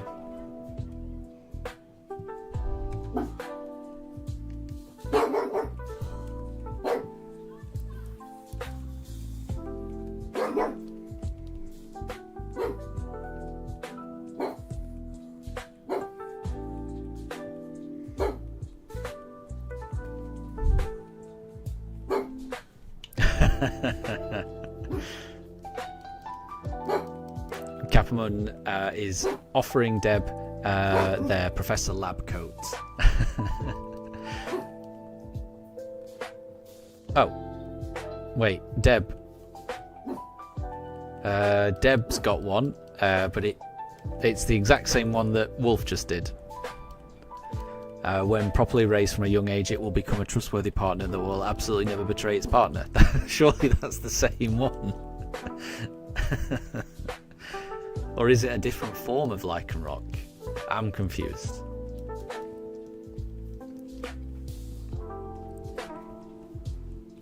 And welcome back, Carrot. Welcome back. And Deb, yeah, maybe you're Professor Birch, yeah.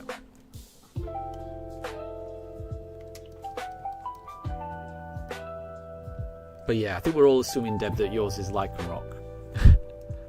Oh, you put in the wrong copy. That makes more sense. That makes more sense. Thought it was some kind of trick. Okay, here we go. So the reason it hasn't changed at all in 100 million years is that it's apparently already a perfect life form. I would go Relicanth, because I know that's meant to be a really old Pokemon. Capamon is saying Perfect Cell, which I think might be a Dragon Ball Z reference. I'm not quite sure. I think it might be. Ooh, Wolf is going Zygarde. That's an interesting one. That is an interesting one. Yeah, now I'm thinking about it, I'm not sure I would describe Relicanth as the perfect life form. But in my mind, it hasn't changed for a long time. That's my reasoning. I think, yeah, Zygarde is probably a better description of, like, if you're going to describe, like, a perfect life form. I'm going to stick with Relicanth, though. I am going to stick with that. And we'll just see if how we do with that guess.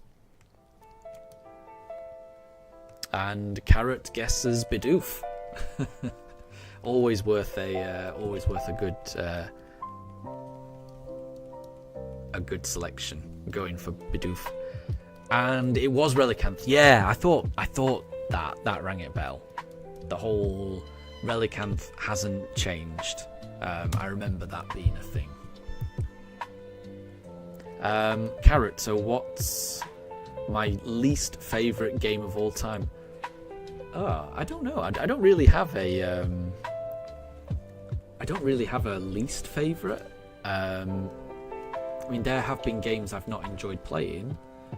But generally, when I don't enjoy a game, I just move on to something else. So I never really form, any strong negative opinions about games. I'm pretty positive. If I were to not like a game, I'll just not play it rather than criticize it. So I'm not sure I really have a least favorite game.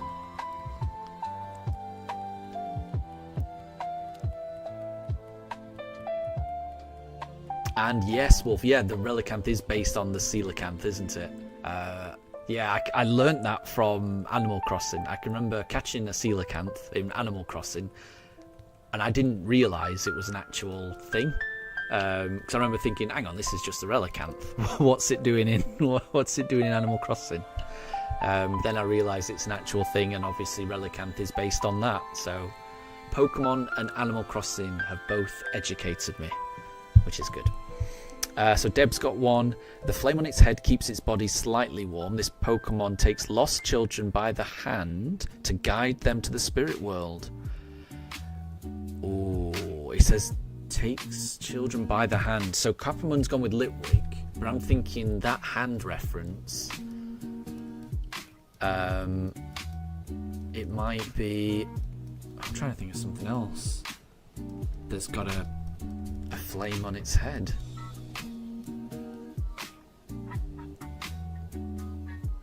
Oh, what about does Greavard or Houndstone, do they have flames on their head? I'm trying to think how they look. I'm going to go Greavard.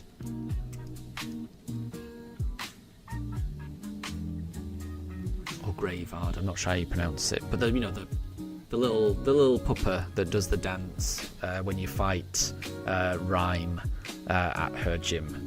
Does a little dance on the speakers. I love that little pups. That's my guess. I'm going Greavard.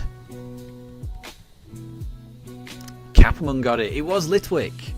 Well done, Capamon. Well done. Yeah, it's the guide them by the hand thing. It threw me. I wasn't sure how Litwick would manage that, but yeah, it makes sense.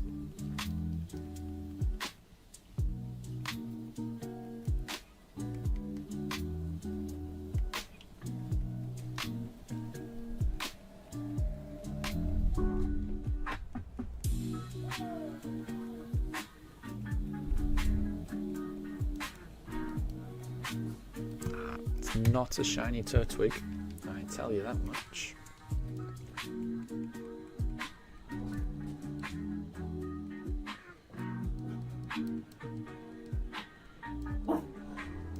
And Carrot, have I played Elden Ring? I have not. But I have played. I've played Dark Souls before, and I'm not very good at it.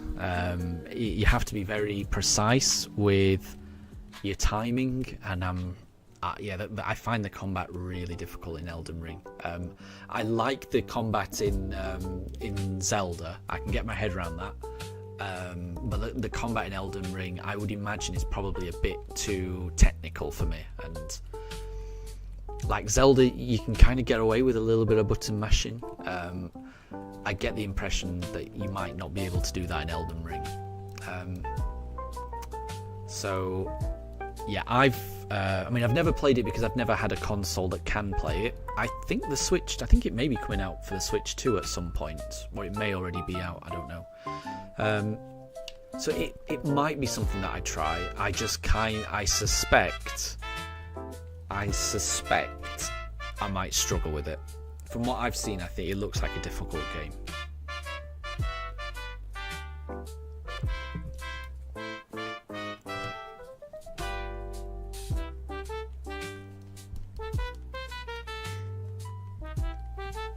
And thank you for the shiny look, Wolf. Thank you very much. It's going to happen at some point. Just a matter of when. So Deb, you've got one random Pokédex entry. It normally spends its time meditating in the treetops. It throws Pokeballs and gives other Pokemon orders as it pleases. A tough, weird Pokemon.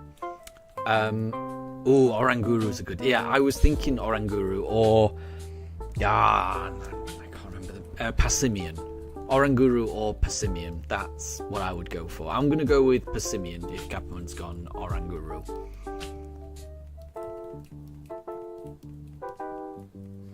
And Mega Gengar, you want to play Metroid, but it's so difficult. Yes, I hear you. I've got Metroid. I have played it, and I can only get to the part where you meet the first Emmy, and it chases me around, and because it's constantly chasing me, I can't figure out where I've got to go, and I just end up going in this same loop around and around and around, and I don't have enough time to find the exit. I'm constantly being chased by the mechanical Emmy, and I just give up. I feel like if I could just get past that first bit, that maybe I could get better at it. So I may need to just look up a guide and figure out where I need to go after I meet that first Emmy. But yeah, in my experience, I find Metroid really difficult. So the answer was Oranguru. Well done, everyone. Everyone got it apart from me. I went with Passimian. I got it wrong.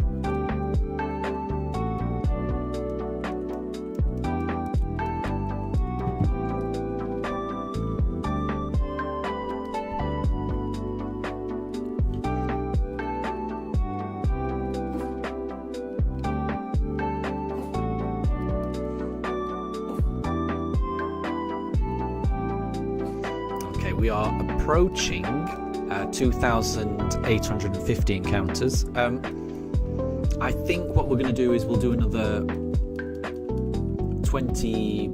Well, from here we'll do another 27 encounters. That'll bring us up to 2,875, and we'll end it on 2,875. that means we'll have done 100 encounters on this stream, which is always good. I'll never complain about that. So we'll see. So Deb has written, it happened one morning, a boy with extrasensory powers awoke in bed, transformed into the certain Pokemon. Ugh.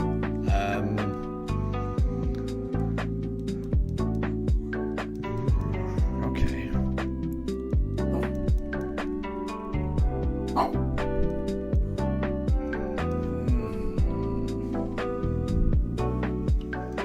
That's a tough one. That's a tough one.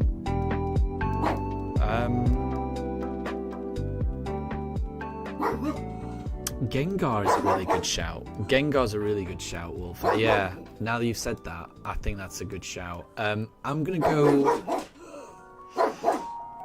go maybe Drowsy or Hypno, one of those two, I think.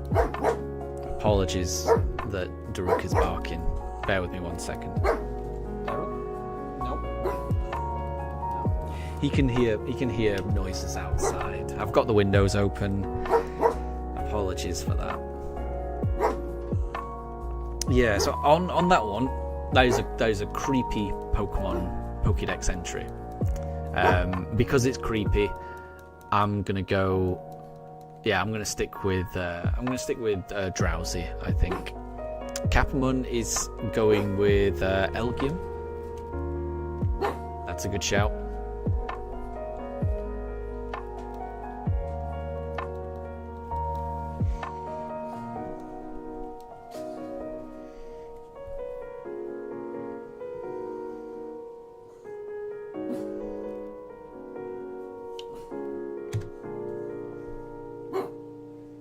No way! So the answer was Kadabra. So Wolf, yeah, you were really close. I think if you guess a Pokemon that's in the same evolution line as the answer, I think you've got the answer, in my opinion. So congrats.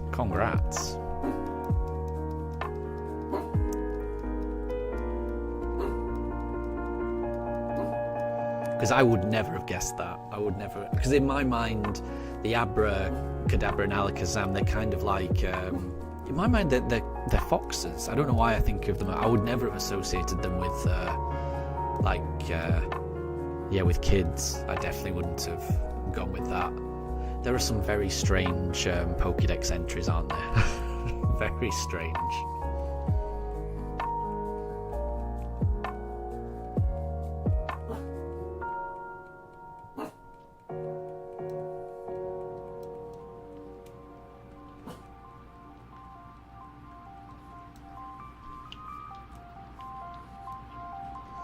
And exactly right, Wolf. Yeah, it is scary. Yeah, just waking up and becoming a Pokemon. But as Capman said, maybe you could turn into a shiny Pokemon. Then it wouldn't be so bad.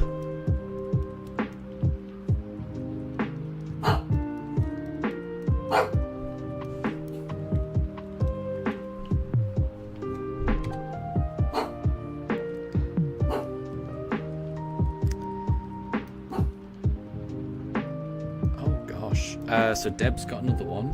To protect its trainer, it will expend all its psychic power to create a small black hole. Wow. I would go with Cosmog, because that's got a kind of like black hole, outer space vibe.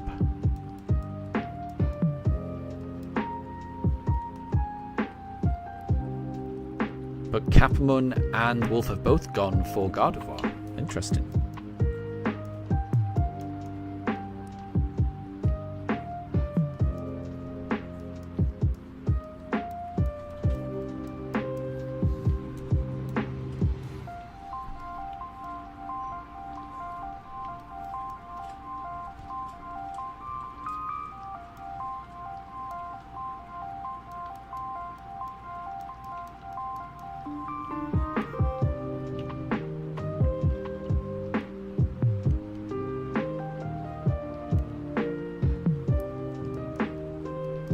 But it's Gardevoir. Ah, I'm way off. Again, I would never have guessed Gardevoir. You guys are good. You guys are really good. I definitely would never have guessed that. I do not associate Gardevoirs with a black hole. Wow.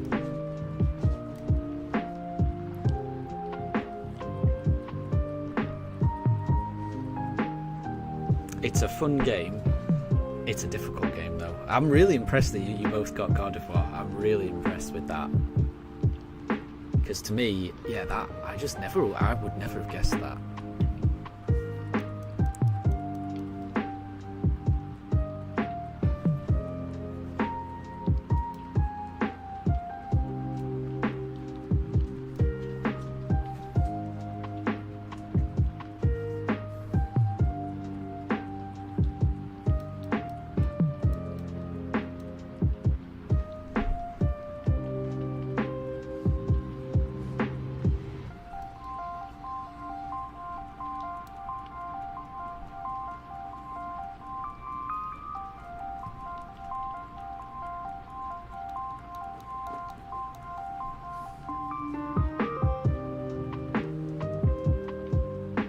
Interesting, Wolf.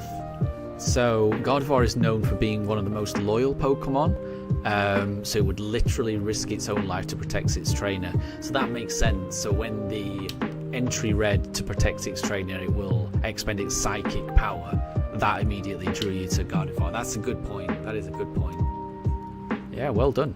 Well done.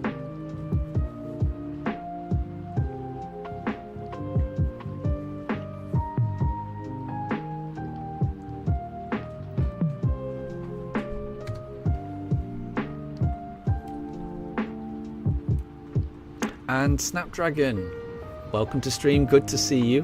I hope you're doing well.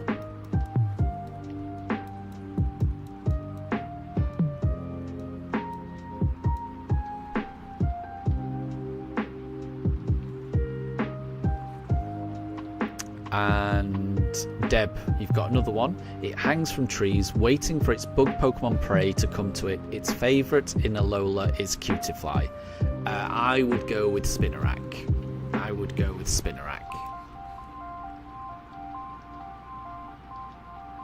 But Wolf has gone with Zubat, which that makes sense as well. Because I was thinking hanging from like a web or something, but it hanging from trees, that does kind of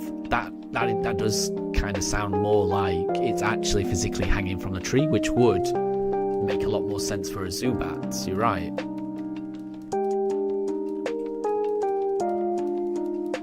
Yeah, I'm gonna stick with. Oh, apparently we're way off.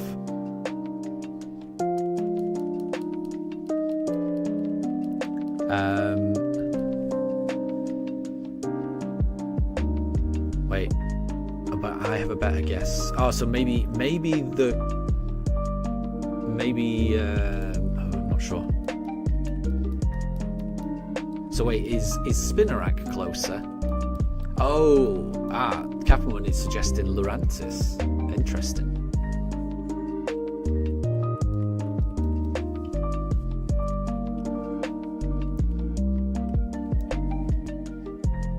But it's not Lurantis. So if it's not Spinarak... Hanging from trees. So hanging from trees makes me think of Apom, but I'm not sure Apom would be interested in bugs. So what else hangs from trees?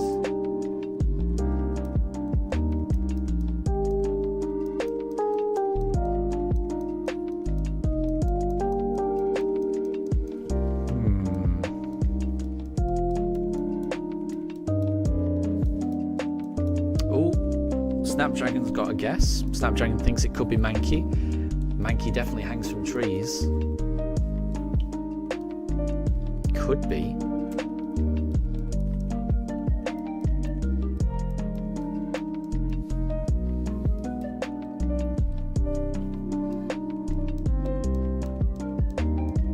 Oh, Wolf has gone for Picky Peck. I could imagine that.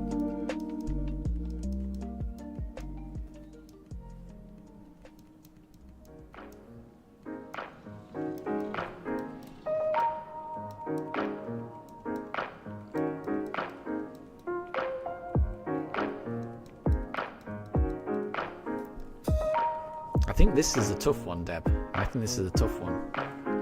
You may have to put us out of our misery if we haven't got it. Oh, it's Pineco. Oof. Yeah, I wouldn't have got that. I wouldn't have got that.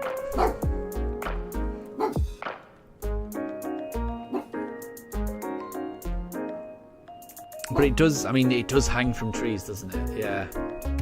Yeah. But I never think of Pineco as actually being a predator of bugs. That never occurs to me. But yeah.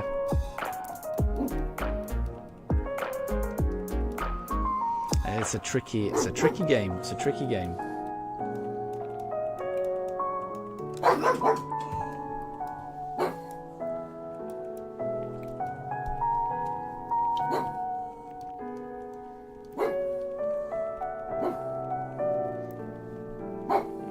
Oh, that's an easy one. So Capamon, its fur would stand all on end if it smelled a Seviper nearby. Its sharp claws tear up its foes. That is easy. I can picture it because Zangoose. That's it. Zangoose. Took me a while. I could picture it. I just couldn't remember it. Yeah. Because Zangoose and Seviper, they're always linked, aren't they, those two? So it's got to be Zangoose. And Wolf agrees.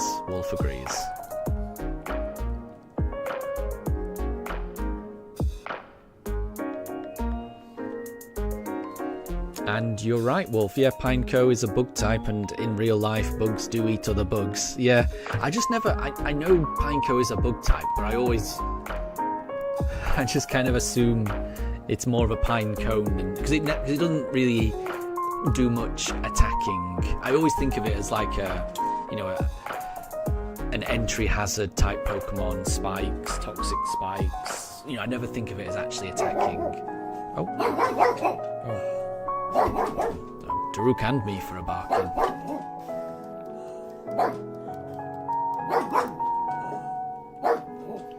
And you're right, Capamon, we are all professors. We're all professors. I might try and find a random Pokédex entry.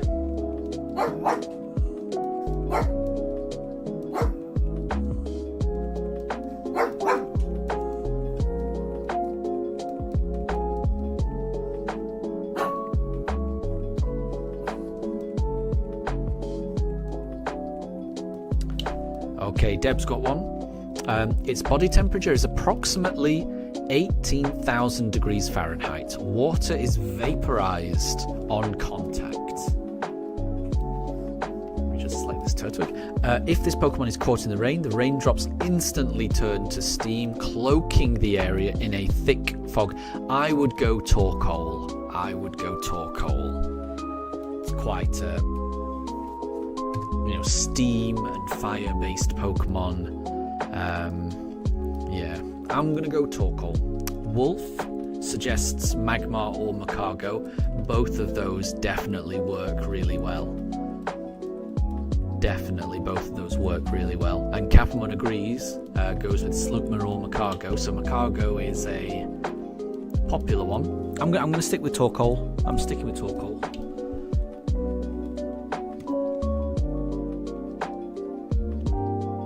But the answer was Macargo. Everyone got it apart from me. Congrats, Wolf and Capamon.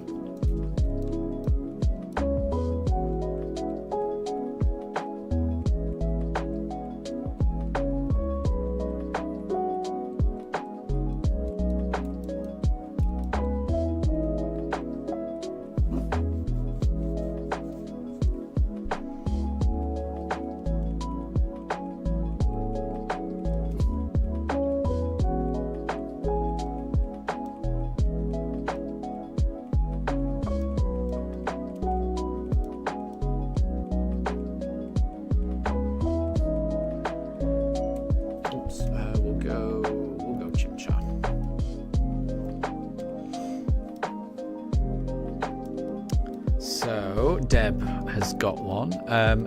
Its round form makes it easy to pick up. Some people have used them to hurl at each other in a snowball fight.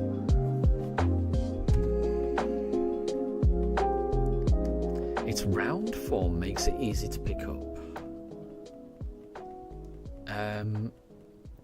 A vanillite? It's not really round, but I don't know what you would throw in a snowball fight. It's got to be an ice type Pokemon, surely. Oh, Spheal. That's a good shout, isn't it? That is a good shout. They're always rolling around, aren't they? And they're a water ice type. That's a good shout, Spheal. I like that.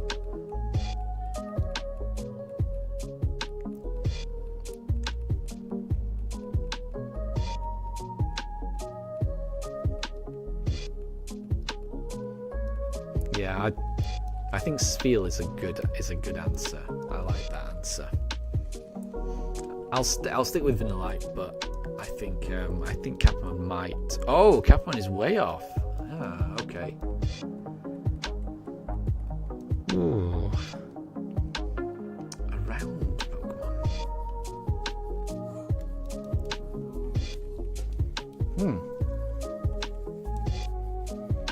Some people have used them to hurl at each other in a snowball fight. I'll go. I mean, I don't think it's a little. I'll go Cryogonal. I'll go with that. It's kind of roundish. Looks like a snowflake. Yeah, I'll go with that.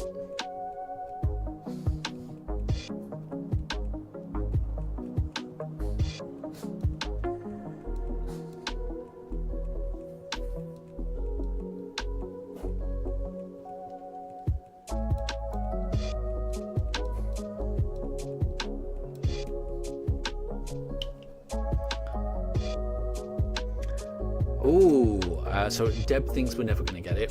Kathman has suggested a lowland sandshrew, which does roll up into a ball, doesn't it? Again, I really like Kathman's way of thinking. It could be the Alolan Sandshrew. I think that's a good shout. Wolf thinks it could be Darumaka, or is it Darmanitan? Yeah. Both of those work. The ice version. Oh, but it's Geodude. Yeah, I wouldn't have got that. I mean, who would throw a Geodude in a snowball fight? That's just mean. I mean, if you get hit by a Geodude, you're taking a trip to the hospital. That's an escalation in violence, in my opinion. If you're having a snowball fight with someone and somebody starts throwing Geodudes, they are taking it far too seriously. It's no longer fun, in my opinion. Wow. Snapdragon has one. Sad that its true identity may be exposed. This Pokemon will mercilessly seek revenge on any opponent that breaks its neck. That must be Mimikyu, right? That must be Mimikyu, surely. And Capamon points out that a Geodude weighs 20 kilograms. Yeah. And absolutely, Wolf. Yeah, it's a rock type. It is going to hurt. Yeah. I mean, anyone that's throwing Geodudes in an innocent snowball fight is going to cause some serious damage. Yeah. This is just a public service announcement. If you're in a snowball fight, do not throw any Geodudes. It's not fun. And it's not the right thing to do. Even though apparently Pokemon endorses it. I do not endorse it. This channel does not endorse such things.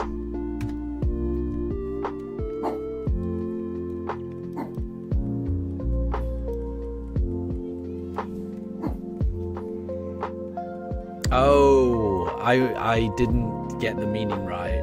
I see. So actually the Geodude helps to make the snowballs faster rather than throwing the Geodude. That makes a lot more sense. I don't know what I was imagining. That makes a lot more sense, thankfully. Okay, I've got one if you guys want to play. So I've got one. Its tail, which also contains a small brain, may bite on its own if it notices an alluring smell. So I might type that out in chat as well. Hold on. Its tail, which also contains a small brain, may bite on its own if it notices an alluring smell. And Catherman's got it even before I typed it out. Yeah, it's a giraffe rig. It's a giraffe rig. Well done, Catherman. Well done, Catherman. Yeah. And Wolf has got it as well. And Deb has got giraffe rig. Yeah. Yeah, well done. That was really fast. I thought you guys might struggle with that, but you got it straight away. Well done. Well done. Alolan Executor was a good guess, Snapdragon, actually, because it does have that kind of tail as well at the end. I think I might have guessed that. That was a good guess. But yeah, it's definitely giraffe rig. So well done, everyone. Well done.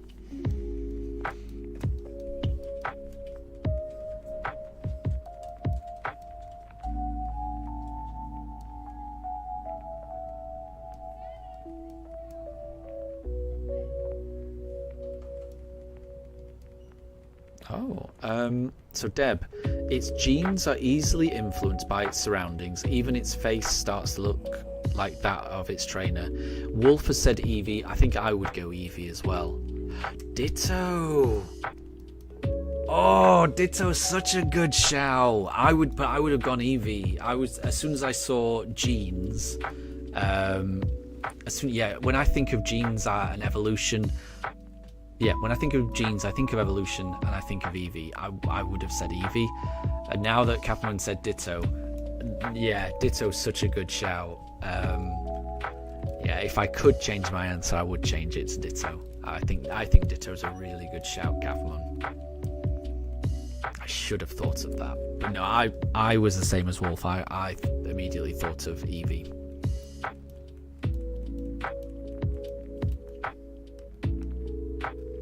Oh, it was Eevee. Great. But I must say, I was really doubting myself. As soon as I saw Catherman's Ditto, I was like, actually, Ditto makes a lot more sense. When it says even its face starts to look like that of its trainer, I can completely see why Catherman went with Ditto.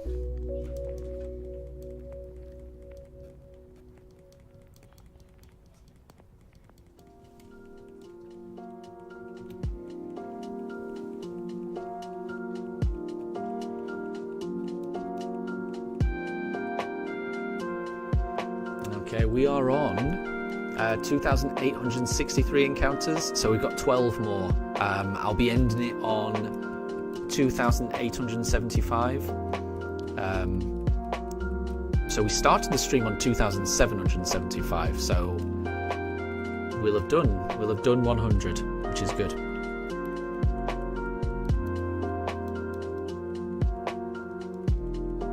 So Deb, you've got another one. It loves pancakes prepared with a secret Alolan recipe. Some wonder that the recipe holds the key to this Pokemon's evolution.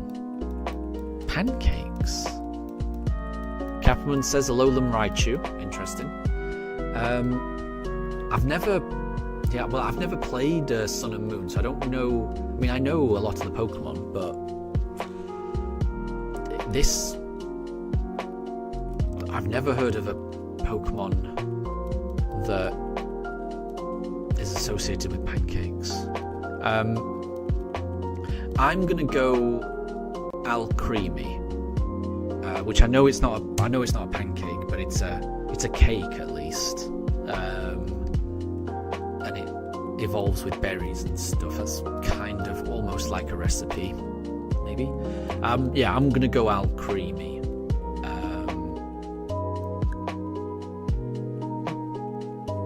But I'm really not sure on this one.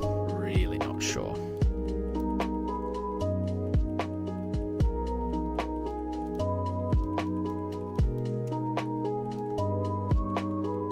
And it is a Alolan Raichu. Wow, yeah, I wouldn't have got that. I had no idea that Alolan Raichus enjoyed pancakes. That's a kind of cool fact to know. That's cool. I like that.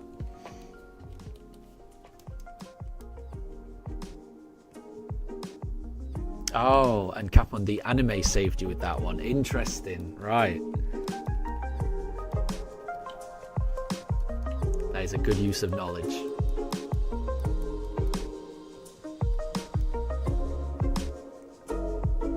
So Snapdragon has one as well. When surprised or agitated, the 14 first spikes on its back will stand up involuntarily.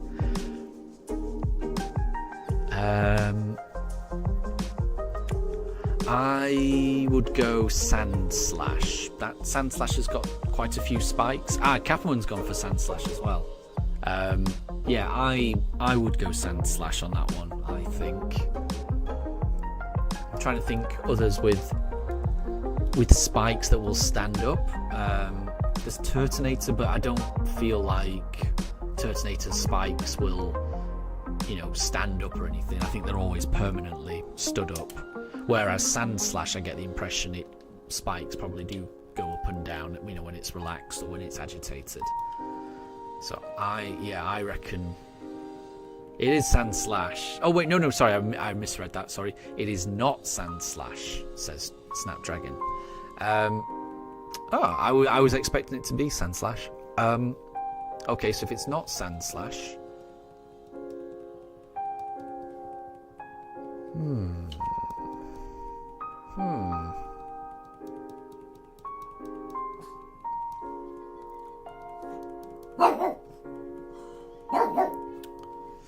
Yeah, so Wolf was thinking of a cat Pokemon, but because it says spikes, that kind of does take it away.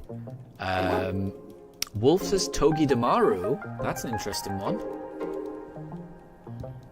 And Wolf got it. It was Togedemaru. Well done, Wolf. Well done. I wouldn't have got that again. Well done. You were the only one that got it, Wolf. Well done. That was a tough one.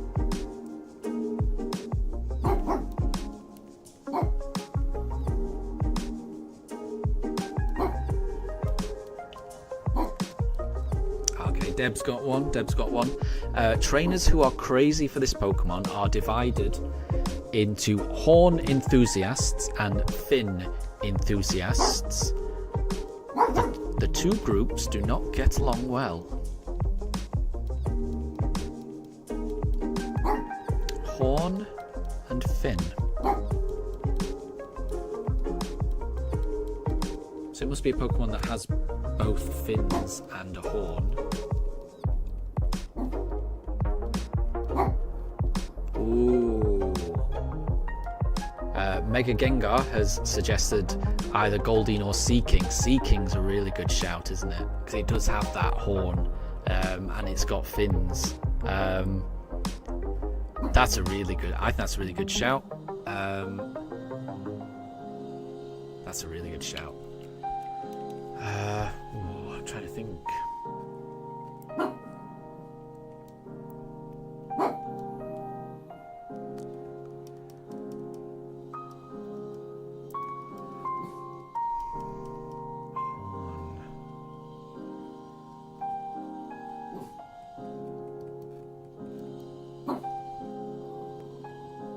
Capmon suggests Lapras. Interesting.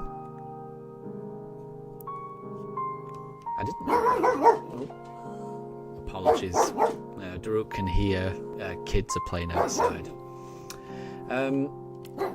I'm struggling on this one. I am struggling. I think Mega Gengar has done a really good guess with Seeking. I'm trying to think of a better guess than Seeking, and I can't think of one, honestly, at the moment.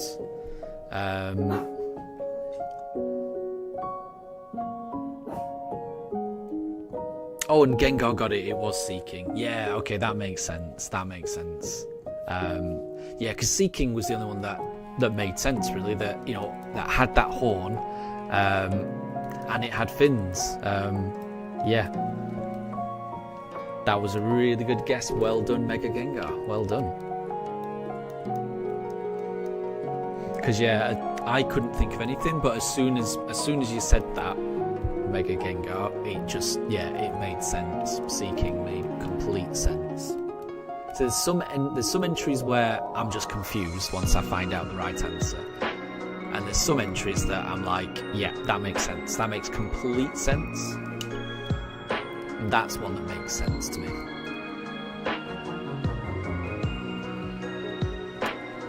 Okay, right, we are on 2,867. So we've got 8 more attempts. Can we get a shiny? I want to join Capmon in the Shiny Starter Club.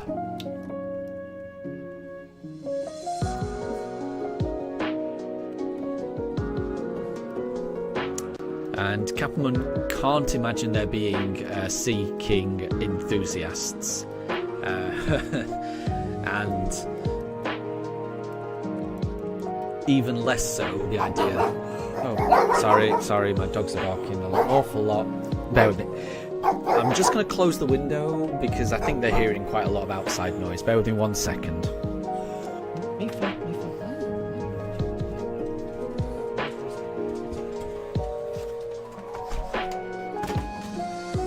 Someone's using a drill or something outside. Yeah, one of the neighbours is using power tools or something. There's some ruckus going on outside. I don't know what it is, but the dogs don't appreciate it. Okay, right, so it was not a shiny Chimchar though, so we'll try for the next one. Yeah, so Capmon, you couldn't imagine there being any Seeking enthusiasts, let alone there being 2 competing groups. That's a fair point. That is a fair point. And Capmon, you're already 550 encounters in your search for the Zubat, which would be the second shiny in your shiny only run to go with your shiny Trico. Good luck on your Zubat hunt. That will be amazing. Let me just catch up. So Deb has said so Deb has said try and guess the Pokemon by the Pokedex number 777. No, I wouldn't have a clue. No, I wouldn't even know where to start with a guess like that. We're over 1,000 Pokemon, aren't we? But yeah, I really don't know. Calm down. It's okay, just calm down. Right, so let's choose a Turtwig this time.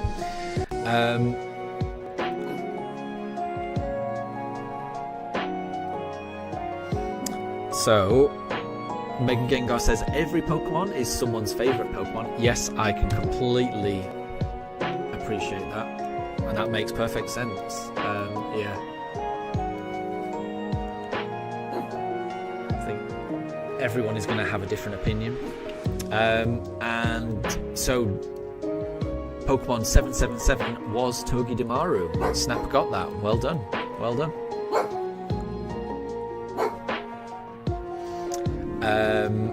And Snapdragon has said a potent anesthetic can be made by diluting this Pokemon's drool. This anesthetic was used for surgeries in the past. Interesting. A drooling Pokemon. I feel like I should be able to get this. Oh, what is it? The Gloom, right? Gloom is constantly drooling, and you could imagine them using, and you know, what is it? It has the ability Stun Spore, which, you know, numbs. Yeah, Gloom. Surely it's Gloom. It's got to be Gloom. Capelman says Slurpuff. Could be. I'm sticking with Gloom. I think I've got it. I'm really confident on Gloom.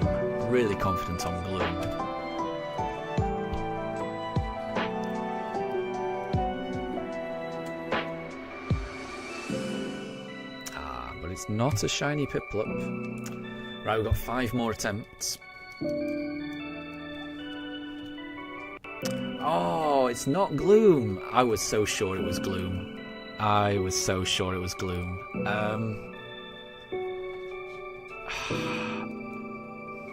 don't know what it would be then. I was so certain it was Gloom. I really was.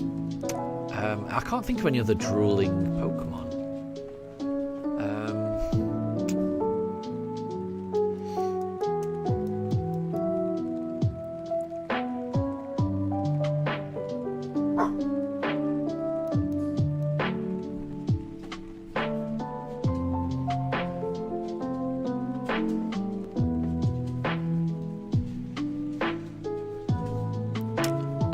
Snapdragon, so the answer was Komala. I wouldn't have got that. I had no idea. About that. That was a tough one.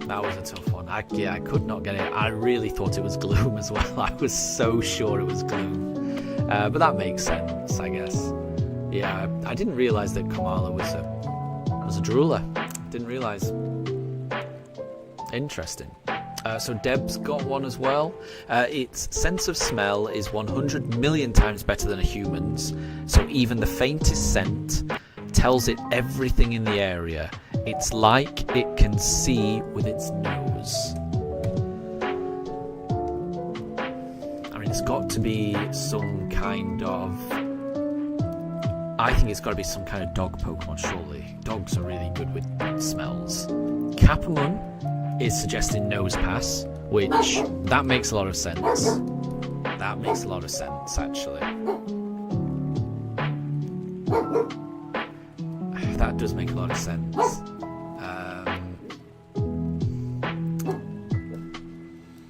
What would I go for?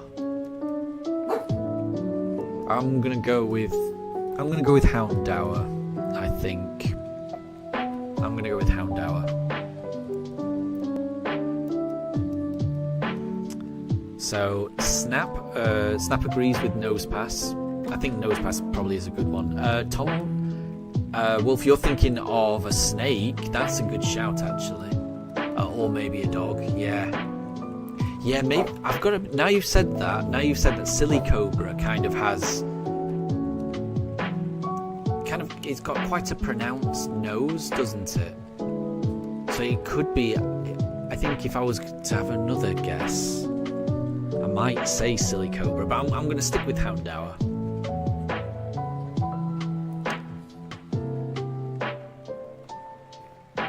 What? Deb says it's Slurpuff. No, I wouldn't have known that. There's no way I would have got that. Yeah, like I say, there's some Pokédex entries that I feel like I could have got if I'd thought the right way, if I'd maybe had enough time, I could have maybe guessed it. I never would have got that. There's no way I would have ever got that. Okay, right, we've got 3 more encounters. We shall see whether we can get that shiny.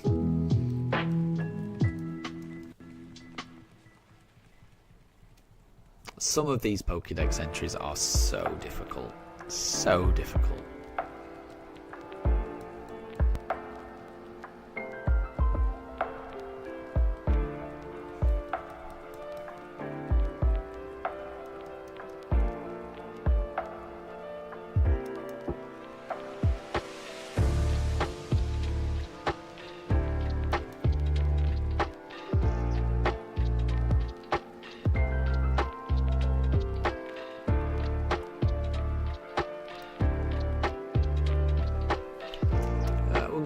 Turtwig. So we'll go Turtwig this one, then we'll go Chimchar, and we'll finish on the Piplup, I think.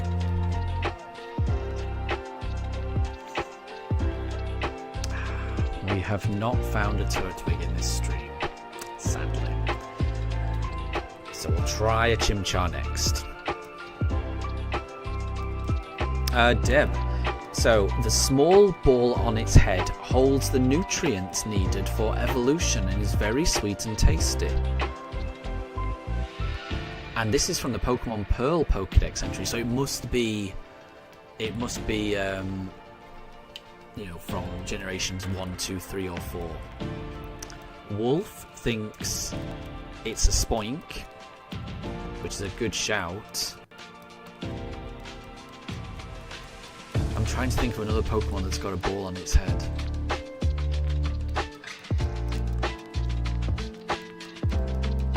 And I can't think of one.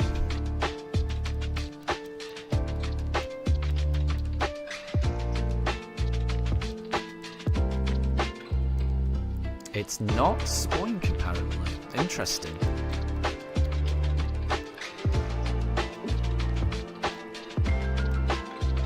Mega Gengar suggests Bulbasaur. Could be.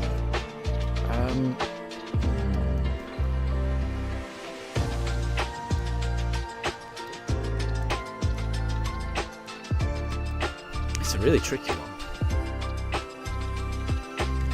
It's not Bulbasaur either. And I didn't get a shiny Chimchar, so we're going to go for the last one here. I'm hoping I can figure this out, though.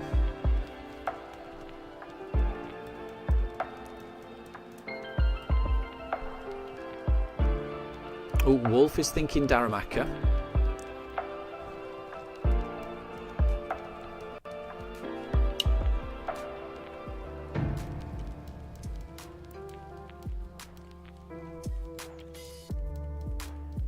Or Darmanitan.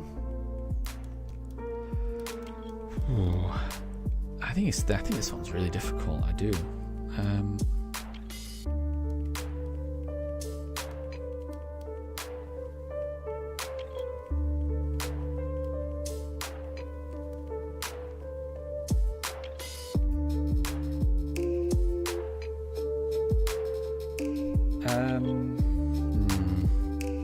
Maybe small ball on its head. Maybe C-Dot. That's got a kind of thing on its head. Oh no, Deb has said it's Cherubi. No, I wouldn't have got that. I wouldn't have got that. I wouldn't have got that. No, I wouldn't have got that. Yeah, definitely wouldn't have got that. Okay, right, we're on our last encounter here. Snapdragon has given one, so we'll make Snapdragon's the last one. So Snapdragon, although its outer shell is uncommonly durable, the shock of falling to the ground can knock its shell into smithereens.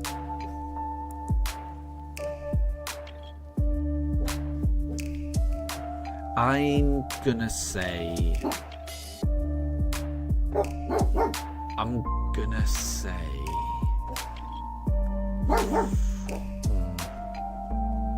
I'm gonna say shell gone. I'm gonna say shell gone, Snapdragon. That's my guess. And I'm gonna go for this Piplup now. Let's see.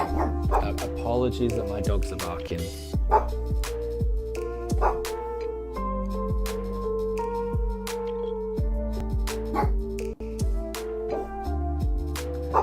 And that's not a shiny, is it? So we've reached 2,875.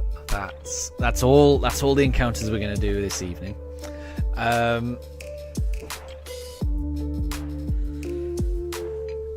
So it's not Shelgon. Okay. Ooh, I don't know what the last one, what it would be, Snapdragon. Anyone any guesses? Deb thinks it could be Pupitar. Capamon thinks it maybe could be Shuckle. Both of those work, don't they? Both of those work.